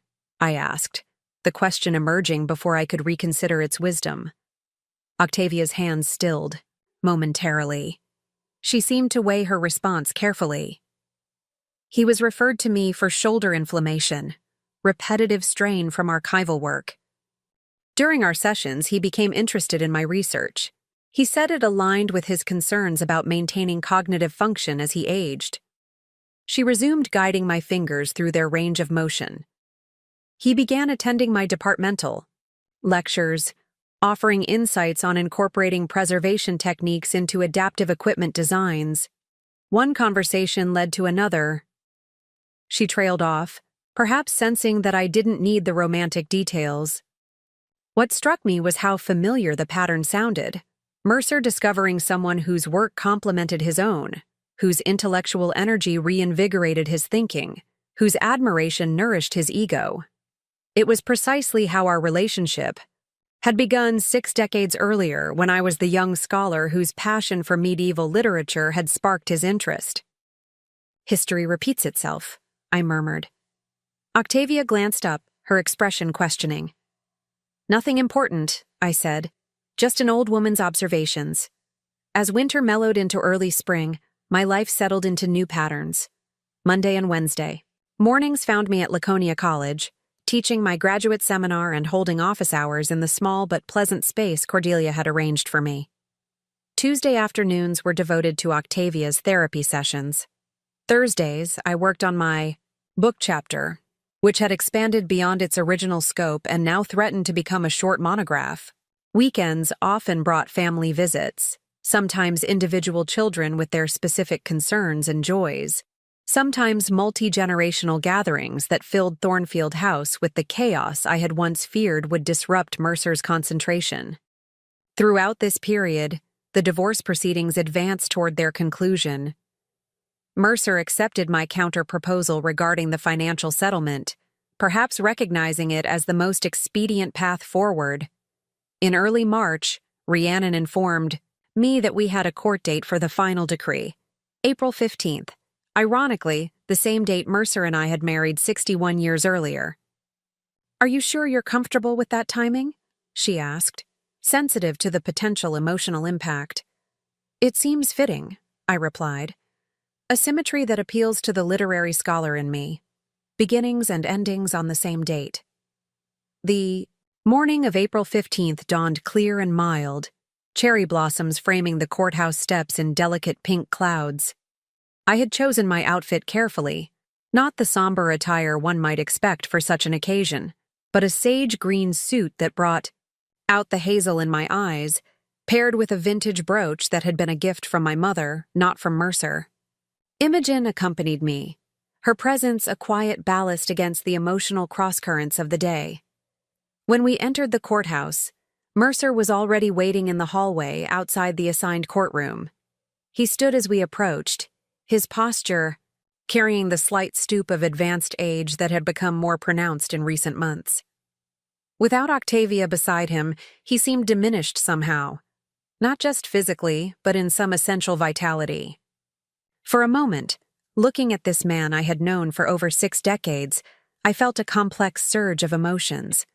Lingering hurt, fading anger, unexpected compassion, and beneath it all, a kind of tender recognition of our shared human frailty. "Winnie," he said, his voice subdued, "you look well." "As do you, Mercer," I replied, professional courtesy masking deeper currents.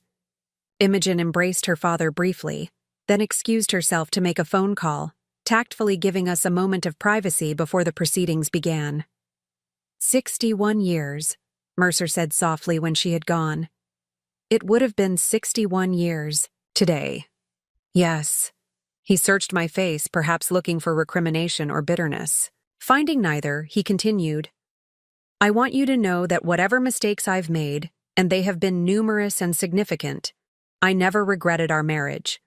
Those years weren't false, Winnie. They weren't a mistake. I considered his words carefully. They weren't a mistake, I agreed. They were a chapter, an important, defining chapter in both our lives. But not the entire story. A small, sad smile lifted the corners of his mouth. Always the literary scholar, seeing life in terms of narrative. It's how I make sense of the world, I acknowledged, through structure and meaning. We fell, silent as Imogen returned, followed shortly by Rhiannon and Mercer's attorney. The divorce proceedings themselves were brief and anticlimactic. A few formal questions, signatures on final documents, the judge's perfunctory ruling. After 60 years of shared life, our legal separation was accomplished in less than 20 minutes. As we prepared to leave the courtroom, Mercer touched my arm gently. Winnie, would you consider having lunch, for old time's sake? There are things I'd like to say that don't belong in a courtroom. Imogen raised her eyebrows, silently questioning whether I wanted her to intervene with some convenient excuse. But I found myself nodding. All right, Mercer. Lunch would be acceptable. We chose a small cafe near the courthouse, one neither of us had frequented during our marriage. Neutral territory, free from the weight of shared memories. After ordering a niçoise salad for me, French onion soup for Mercer, we sat in awkward silence. 6 decades of conversation suddenly evaporated. How are your classes going? He finally asked. Thaddeus mentioned you're quite popular with the graduate students. They're kind to humor an old woman's antiquated methodologies, I said with a self-deprecating smile. But yes, the teaching has been more rewarding than I anticipated, and my chapter for Helena Rousseau's book has expanded considerably. She's suggested I develop it into a separate monograph. You always were brilliant, Winnie, he said quietly. I sometimes wonder if I was afraid of that. The statement hung between us, more revealing than perhaps he had intended. Had he sensed, even in our early years, that my intellectual capabilities might rival or even exceed his own?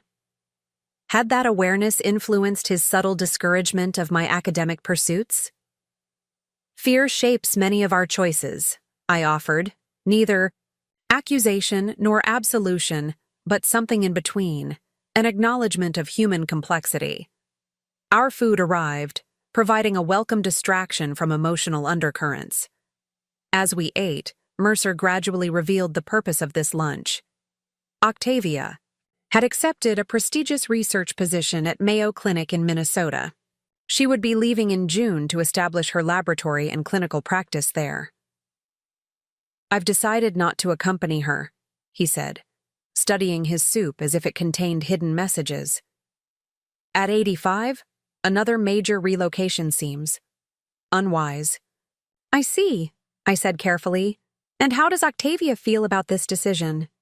She understands. The position is a significant career advancement for her. I would only be a complication, a responsibility. He paused, then added with uncharacteristic vulnerability, the age difference that once seemed irrelevant has become increasingly apparent. Her life is still expanding. Mine is inevitably contracting. I felt an unexpected surge of empathy for this man who had hurt me so deeply. After 6 decades believing he was the center of my universe, he was learning the humbling lesson that he might be peripheral to someone else's. What will you do? I asked. Will you return to Briarcliff? No, he said firmly. Too many complications there as well. I've been offered a visiting scholar position at Emeritus College in Harbor Springs. It's modest, but includes housing in their faculty retirement community. I thought, well, it's near our cottage, near where we spent all those summers.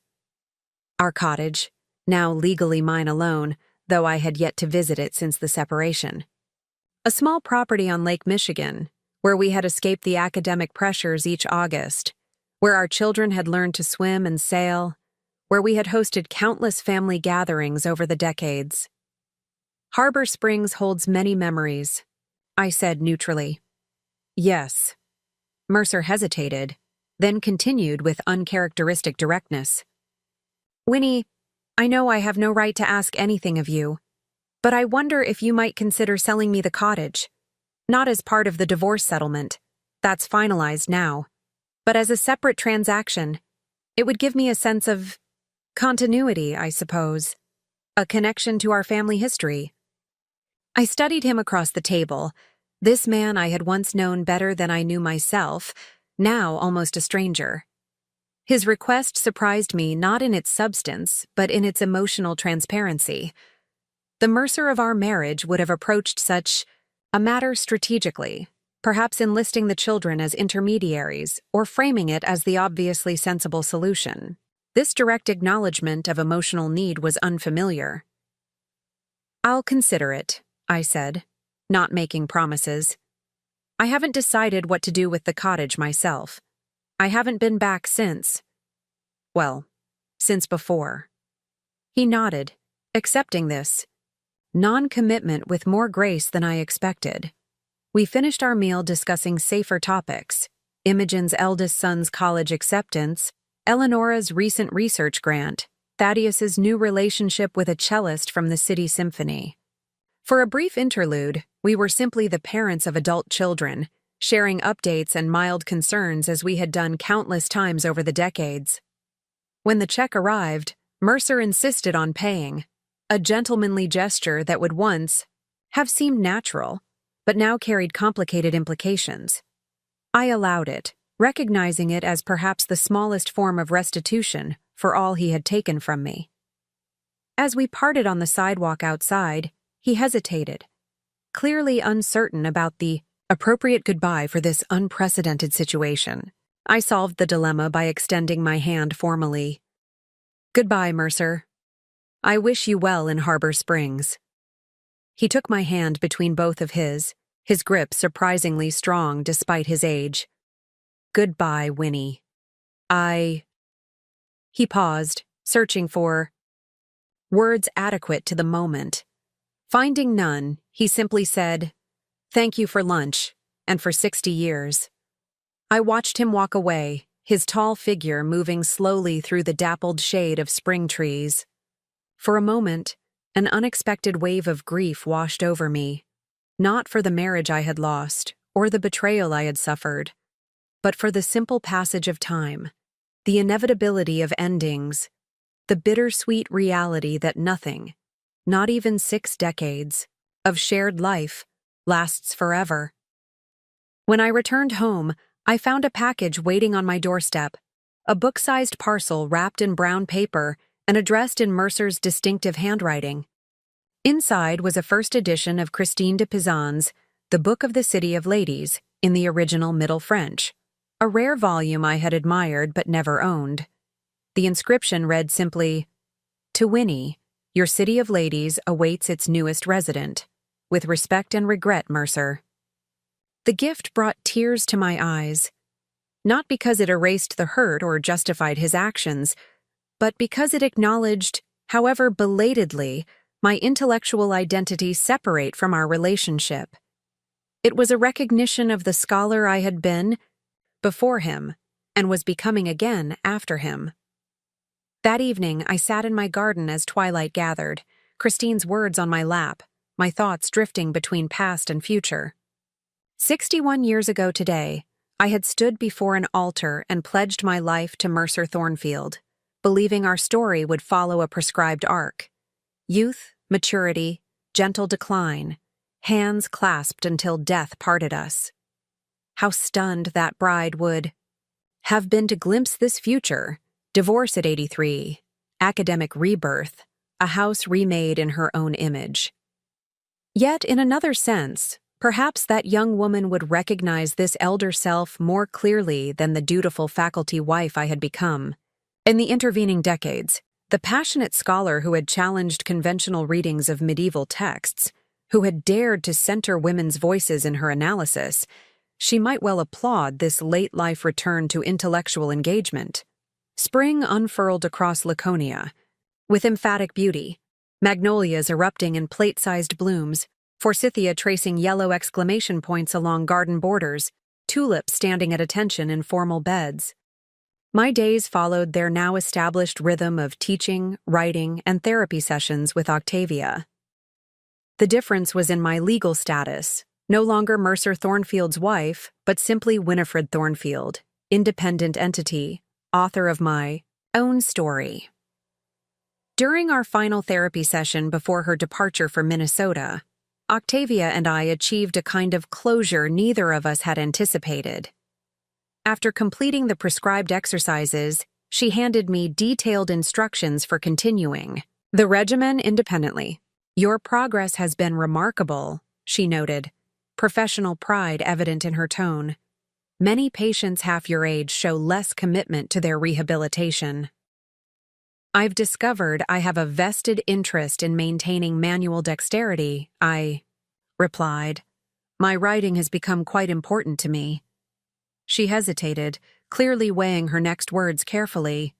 "Mrs. Thornfield, Winifred, I want to thank you for your graciousness these past months.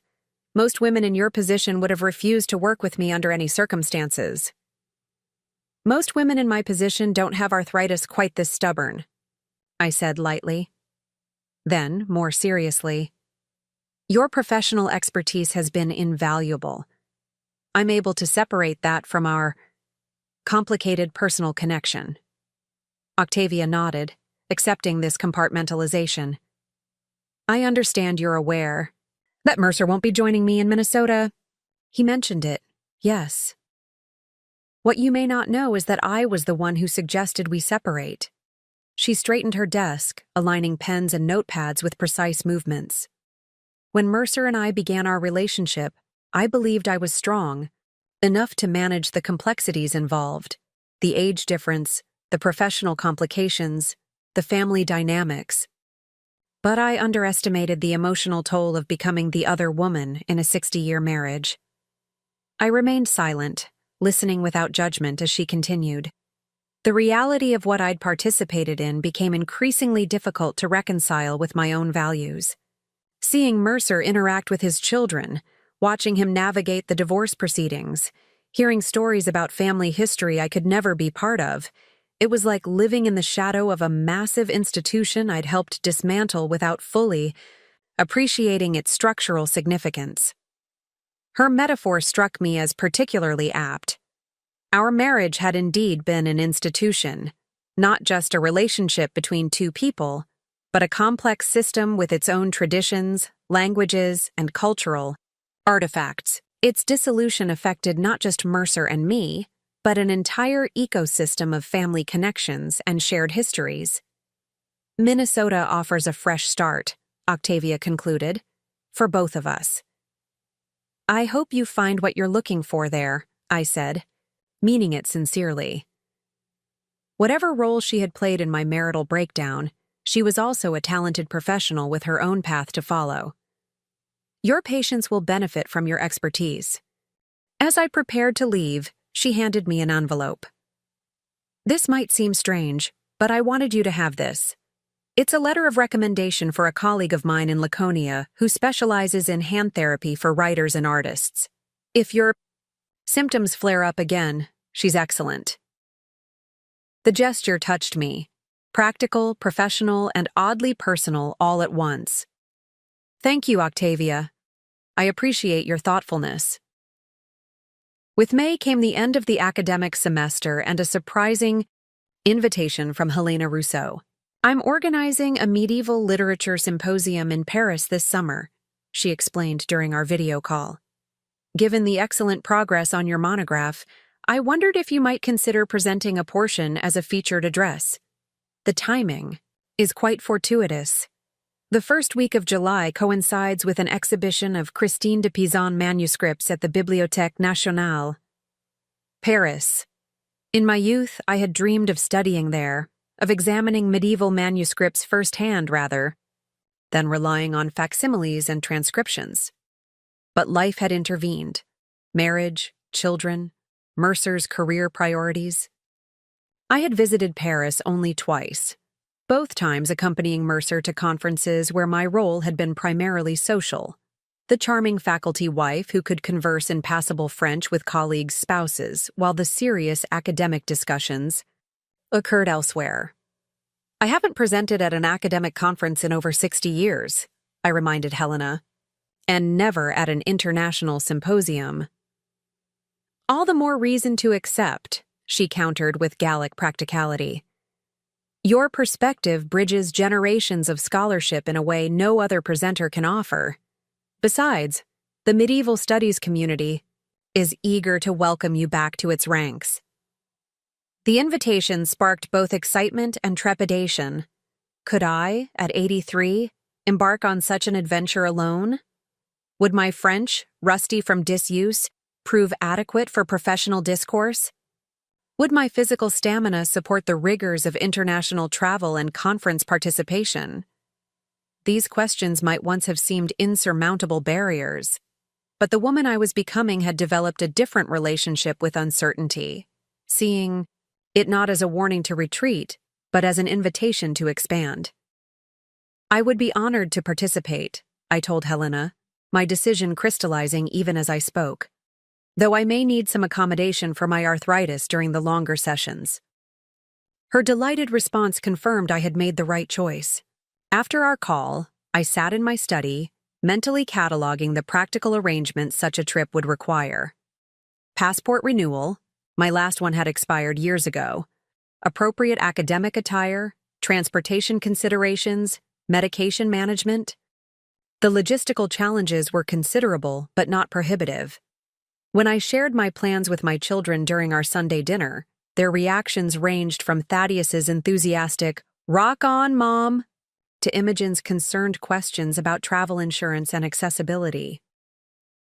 "Are you sure you want to do this alone?" Eleonora asked. "One of us could accompany you. Dahlia and I could make it a vacation." "I appreciate the offer," I said sincerely, "but this is something I need to do independently. It's not just about presenting research. It's about reclaiming a professional identity I set aside 60 years ago." They exchanged glances, communicating in that wordless sibling language they had developed in childhood. Finally, Imogen spoke for all of them. "We support whatever you decide, Mom. Just promise you'll call if you need anything. Anything at all. Day or night, whatever time zone you're in." Their concern touched me, but so did their respect for my autonomy. They were adjusting to this new version of their mother, not just the nurturing presence who had anchored their childhoods, but a woman with her own ambitions and agency. Later that week, as I worked through the preliminary steps for international travel, I received an unexpected email from Mercer. Harbor Springs was experiencing an unusually warm spring, he reported. The faculty cottage at Emeritus College was comfortable, though somewhat sterile. His health was stable, his work on manuscript preservation techniques progressing slowly. Then came the real purpose of his message. "The cottage needs attention, Winnie. I drove by yesterday and noticed the lakeside steps are deteriorating, a safety hazard if anyone should visit. The property management company you've engaged appears to be neglecting basic maintenance. If you're still considering selling, I'd be interested in discussing terms. Alternatively, if you plan to use it this summer, I could arrange for repairs through my local contacts." His concern about the cottage seemed genuine, but I detected an underlying strategy as well, creating a shared problem that would necessitate ongoing communication, maintaining a connection despite our legal separation. The old Mercer, using practical matters to advance emotional agendas. I crafted a measured response, thanking him for the information and indicating I would contact the property managers directly. As for the cottage's future, I concluded, I'm still considering options. I'll be traveling to Paris in July for an academic conference, so any decisions will likely wait until my return. His reply came within hours, unusually prompt for someone who had often taken days to respond to family communications during our marriage. He expressed admiration for my conference participation and offered unsolicited advice about accommodations in the Latin Quarter. Then, almost as an afterthought, "Paris in July. We always talked about spending a summer there after retirement, one of many plans that remained unrealized. The implied regret was palpable, though whether for the missed opportunity to visit Paris or for the larger failures of our marriage remained ambiguous. I chose not to engage with this emotional undercurrent, responding only to his practical suggestions about Parisian hotels with polite thanks. As spring mellowed toward summer, my preparation for the symposium intensified. I revised my presentation, incorporating feedback from Cordelia and refining my analysis of Marjorie Kempy's strategic deployment of feminine weakness as rhetorical strength. I practiced delivering key sections, working to strike a balance between academic precision and engaging presentation. I renewed my passport, arranged for travel insurance, and meticulously planned my itinerary with attention to physical limitations I would once have been too proud to acknowledge. Throughout this process, my mind occasionally drifted to the cottage on Lake Michigan, its weathered dock where the children had learned to dive, its stone fireplace that had warmed countless family gatherings, its screened porch where Mercer and I had spent quiet evenings watching sunsets paint the water in impossible colors. Should I sell it to him, as he requested? Should I keep it for family gatherings, creating new memories without him? Should I sell it to an unrelated party, making a clean break with that chapter of my life? The cottage represented something different from Thornfield House. Not the stage for our daily married life, but a space of concentrated family connection, annual traditions, and rare moments when Mercer had set aside academic concerns to be fully present with us. Its emotional significance transcended its modest physical attributes. One evening in mid-June, as I reviewed my presentation notes on the garden terrace, Imogen called with unexpected news. "Mom, have you spoken with Dad?" "Recently?" "Not for several weeks," I replied. "Why?" She hesitated. "Thaddeus visited him yesterday in Harbor Springs. Apparently, Dad had some kind of minor cardiac event last week. Nothing serious," she hastened to add, "but enough that his doctor has restricted his activities." "I see," I said, processing this information. "Is he receiving appropriate care?" "Yes, the faculty retirement community has good medical support. But Thad said he seemed diminished somehow, more fragile than when you saw him at the divorce proceedings." After we hung up, I sat watching fireflies emerge in the deepening twilight, my presentation forgotten. Despite everything, despite the betrayal and pain and legal dissolution of our bond, the thought of Mercer facing health challenges alone affected me more deeply than I had anticipated. Not because I wished to resume a caretaking role, that chapter was definitively closed, but because 60 years of shared life creates connections that transcend legal status or romantic attachment. The following morning, I made a decision about the cottage that surprised even me. I contacted my attorney and instructed her to draft a formal agreement. I would retain ownership, but grant Mercer lifetime usage rights, with the property ultimately passing to our children upon both our deaths. It wasn't the sale he had requested, but it offered the continuity he sought while preserving the property's family legacy. "Are you certain about this arrangement?" Rhiannon asked. "It's somewhat unusual." "So is divorcing after 60 years, I replied. "Sometimes conventional solutions don't fit unconventional situations." As June stretched toward July and my departure for Paris approached, I found myself considering what lay beyond the symposium. Not just my return to Thornfield House and my fall teaching schedule at Laconia, but the broader landscape of this unexpected final chapter of my life. At 83, I harbored no illusions about unlimited horizons. Time was a finite resource, more precious now than ever. What did I want from these remaining years? What experiences had I deferred? What aspects of myself had I neglected? What connections did I wish to nurture or repair? The answers emerged, gradually, like photographs developing in solution, some clear and sharp, others still forming.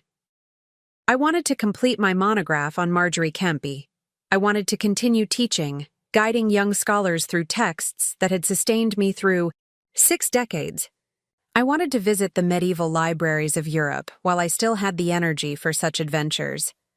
I wanted deeper relationships with my grandchildren, understanding them as emerging adults rather than extensions of their parents. And, perhaps most surprisingly, I wanted to find a way to honor the 60 years Mercer and I had shared without allowing that history to constrain my present or future. Not reconciliation, that door had closed decisively with his betrayal, but a kind of peaceful coexistence that acknowledged both the pain inflicted and the life created together. The evening before my departure for Paris, my children organized a small gathering at Thornfield House, a combination bon voyage celebration and early birthday observance, since I would turn 84 while abroad. As we enjoyed dessert on the terrace, Thaddeus raised his glass in a toast. "To Mom," he began, his expression uncharacteristically serious. "Who taught us that it's never too late to rewrite your own story?" "To new beginnings," added Eleonora. "And to Paris," concluded Imogen with a warm smile. "May it be everything you dreamed and more." I looked around at these extraordinary adults my children had become, successful in their careers, thoughtful in their relationships, resilient through life's inevitable challenges. Whatever mistakes Mercer and I had made in our marriage, whatever opportunities I had sacrificed along the way, this outcome, these 3 remarkable humans, seemed worth every compromise. "Thank you," I said simply, raising my own glass in response, "for supporting this unexpected journey." Later, as the gathering wound down and preparations for departure consumed our attention, Imogen drew me aside. "Dad asked me to give you this," she said quietly, handing me a small, carefully wrapped package. "He said it's for your birthday, but he wanted you to have it before you left for Paris." I accepted it with mixed emotions, setting it aside to open in private after my family departed. When the house had finally quieted, I sat in my study and carefully removed the wrapping. Inside was a velvet jeweler's box containing an antique silver bookmark, its design an intricate rendering of a medieval illuminated manuscript page. Accompanying, it was a note in Mercer's increasingly shaky handwriting. "Winnie, I found this in an antiquarian shop in Harbor Springs and thought of you immediately. May it mark not just pages, but moments in this new chapter you've begun with such courage."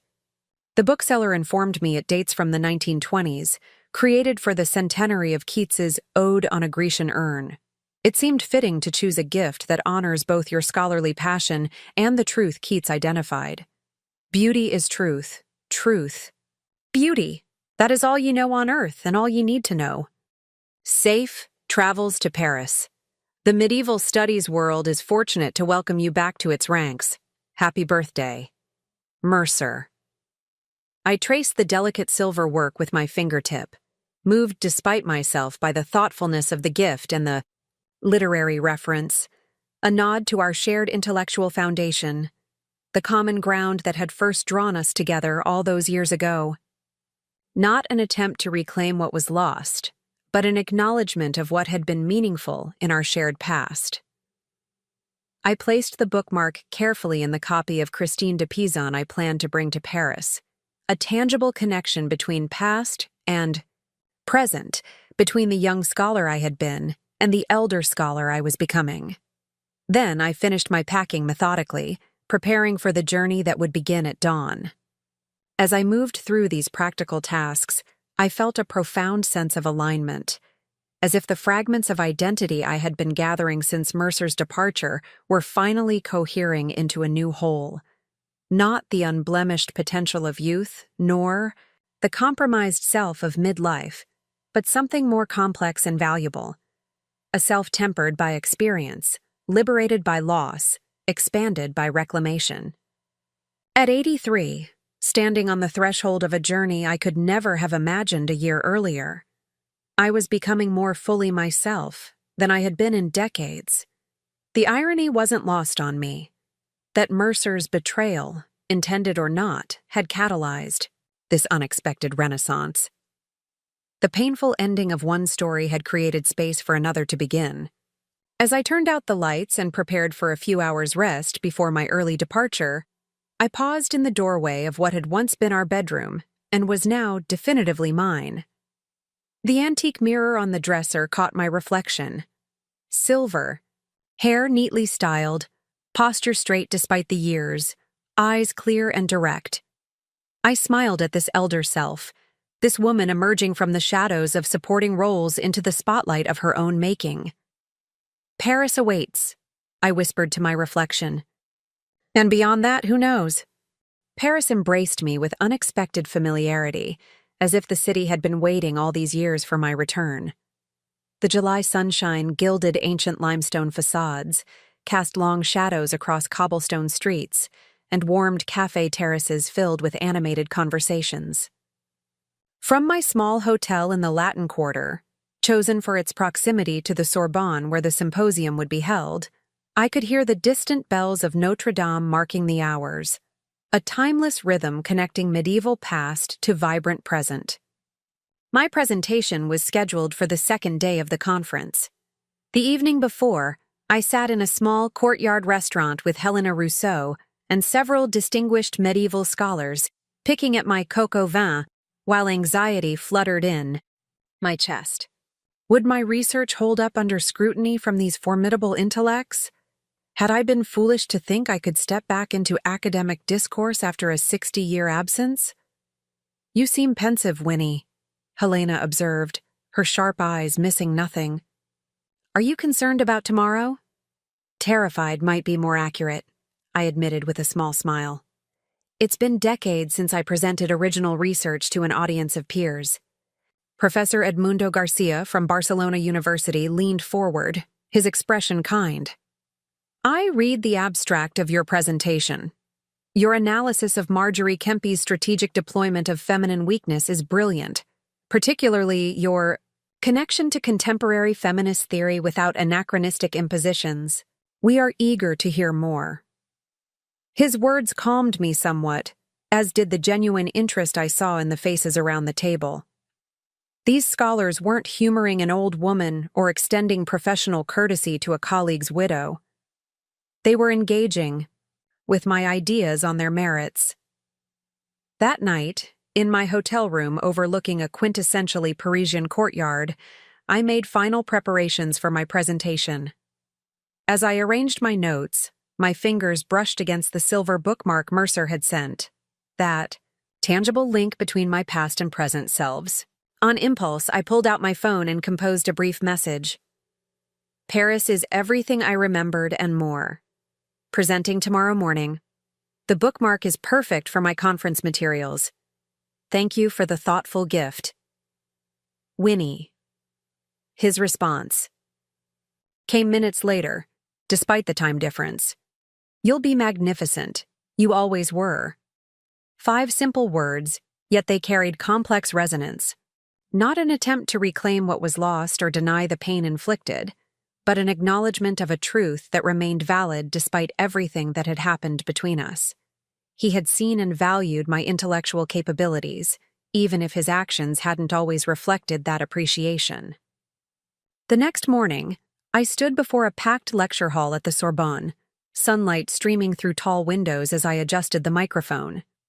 Looking out at the attentive faces, some young graduate students earnestly poised with notepads, some distinguished professors whose work I had been studying intensively for months, I felt a moment of pure clarity. This was where I belonged, where I had always belonged. Not exclusively, not at the expense of family or other aspects of identity, but as an essential expression of my authentic self. Bonjour et merci, I began, my French pronunciation returning more smoothly than anticipated. It is both an honor and a homecoming to address this distinguished gathering. My journey to this podium has been unconventional, a 60-year detour, you might say. But perhaps that perspective offers unique insights into our medieval subject. The presentation flowed naturally from that point, my nervousness transforming into energetic engagement as I outlined Marjorie Kempy's sophisticated negotiation of patriarchal constraints. When I finished 40 minutes later, the applause was gratifying, but the questions that followed were even more so.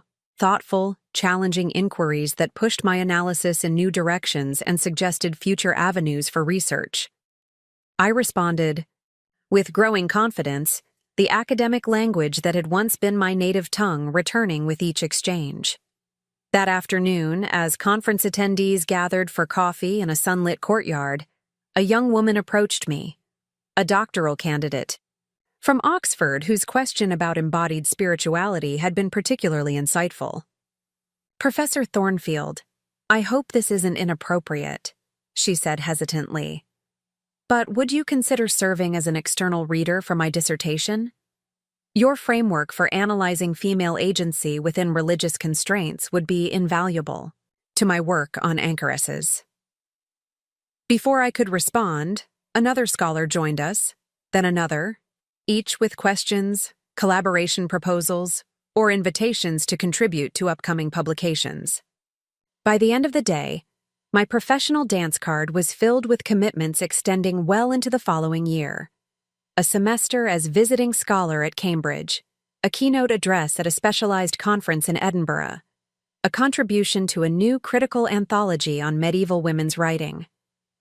That evening, alone in my hotel room, I sat by the open window watching Paris transform as darkness fell and lights illuminated monuments and ordinary streets alike. 60 years ago, when I had turned away from this path to follow Mercer's trajectory, I could never have imagined this moment, this late-life academic renaissance, this reclamation of professional identity after decades of subordinating it to family responsibilities. Yet I couldn't bring myself to regret those 60 years, despite their imperfect ending. They had given me 3 extraordinary children and 7 grandchildren. They had provided a lifetime of experiences that now informed my scholarship with perspectives unavailable to those who had followed more traditional academic careers. Even the pain of Mercer's betrayal had become valuable, stripping away illusions, forcing me to rediscover my essential self beneath accumulated layers of accommodation and compromise. On my final morning in Paris, I visited the Bibliothèque Nationale to view the Christine de Pizan exhibition. Standing before glass cases containing manuscripts the medieval feminist had penned with her own hand, I felt a profound connection across centuries to this woman who had also reinvented herself late in life, who had also found her voice after personal betrayal. At 84, I understood Christine's words with new clarity. The City of Ladies is populated not just by women of the past, but by all who continue to claim their rightful place in the world, despite obstacles placed before them. Upon returning to Thornfield House, I found summer had transformed my garden in my absence. Roses spilling over trellises, hydrangeas unfurling massive blue and purple blooms, tomato plants heavy with ripening fruit. Life continuing its cycles, growth emerging from even brief neglect. My email inbox overflowed with messages from new colleagues, invitations to contribute to academic journals, and updates from my children. Among them was a brief note from Mercer, informing me that he had received the cottage usage agreement and expressing gratitude for the arrangement. "The doctors are cautiously optimistic about my cardiac condition," he added. "The lake air seems beneficial." I crafted a polite response, sharing highlights from the symposium without emotional flourishes. We had established a new communication pattern, cordial, occasionally touching on shared history, but primarily focused on practical matters and separate lives. Not friendship exactly, but a civil aftermath to 6 decades of intimacy. It seemed the healthiest outcome possible from our fractured union. August brought familiar rhythms and new variations. I hosted a weekend gathering for my children and grandchildren at Thornfield House, enjoying their company without the pressure of meeting Mercer's exacting standards for household management. I continued work on my expanded monograph, incorporating feedback from symposium colleagues.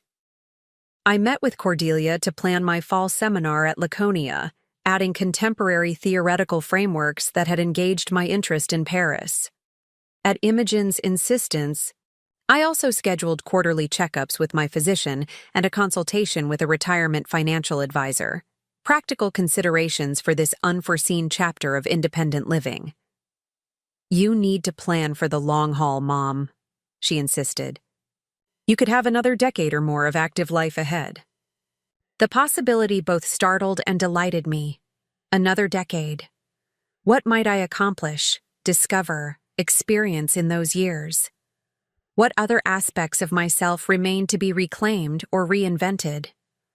One evening in late August, as I sat in my garden, watching fireflies rise from the lavender beds, my phone rang with an unfamiliar number. It was Octavia, calling from Minnesota. "I hope I'm not intruding," she began awkwardly. "I heard about your successful presentation in Paris and wanted to offer congratulations." "Thank you," I replied, genuinely touched by the gesture. "How is Minnesota treating you?" "The research facilities are exceptional," she said.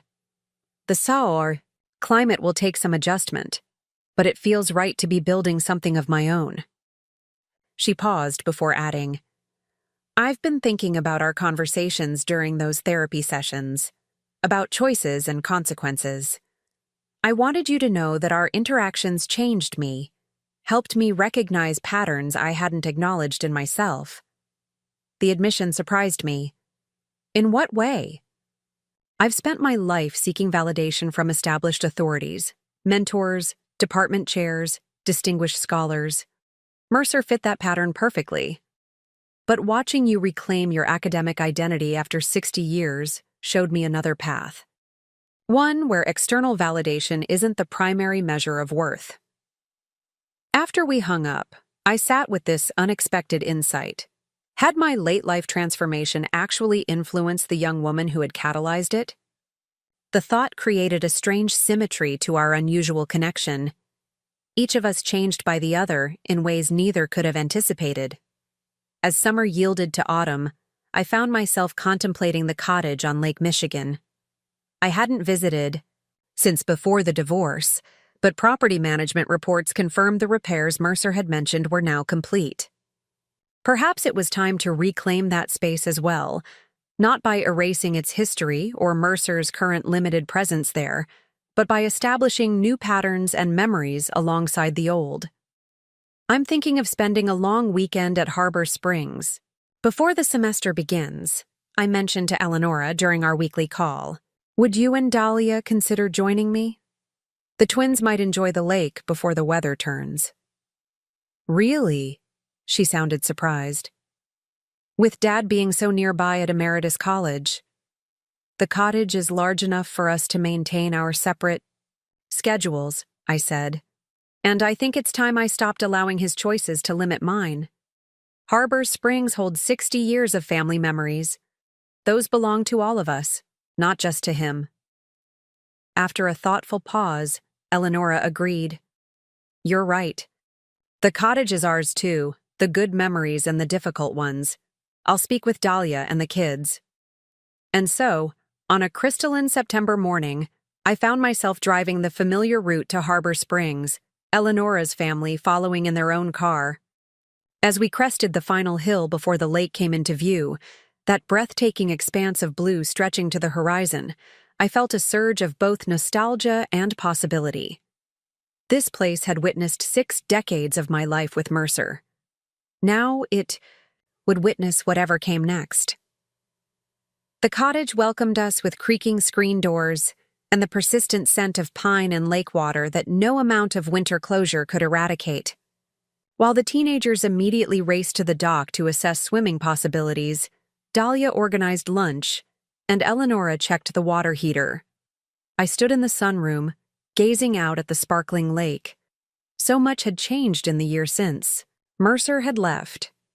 I had lost a husband but reclaimed a self, the scholar I had set aside, the woman whose needs and ambitions had been subordinated to family harmony. The pain of betrayal remained, a scar that would never completely fade, but it no longer defined my days or limited my horizons. At 84, I had discovered that endings often contain beginnings, that loss can create space for unexpected growth, that the story I had thought complete still had chapters waiting to be written. Not a fairy tale ending. I harbored no illusions about riding off into the sunset with a new companion or achieving global academic acclaim.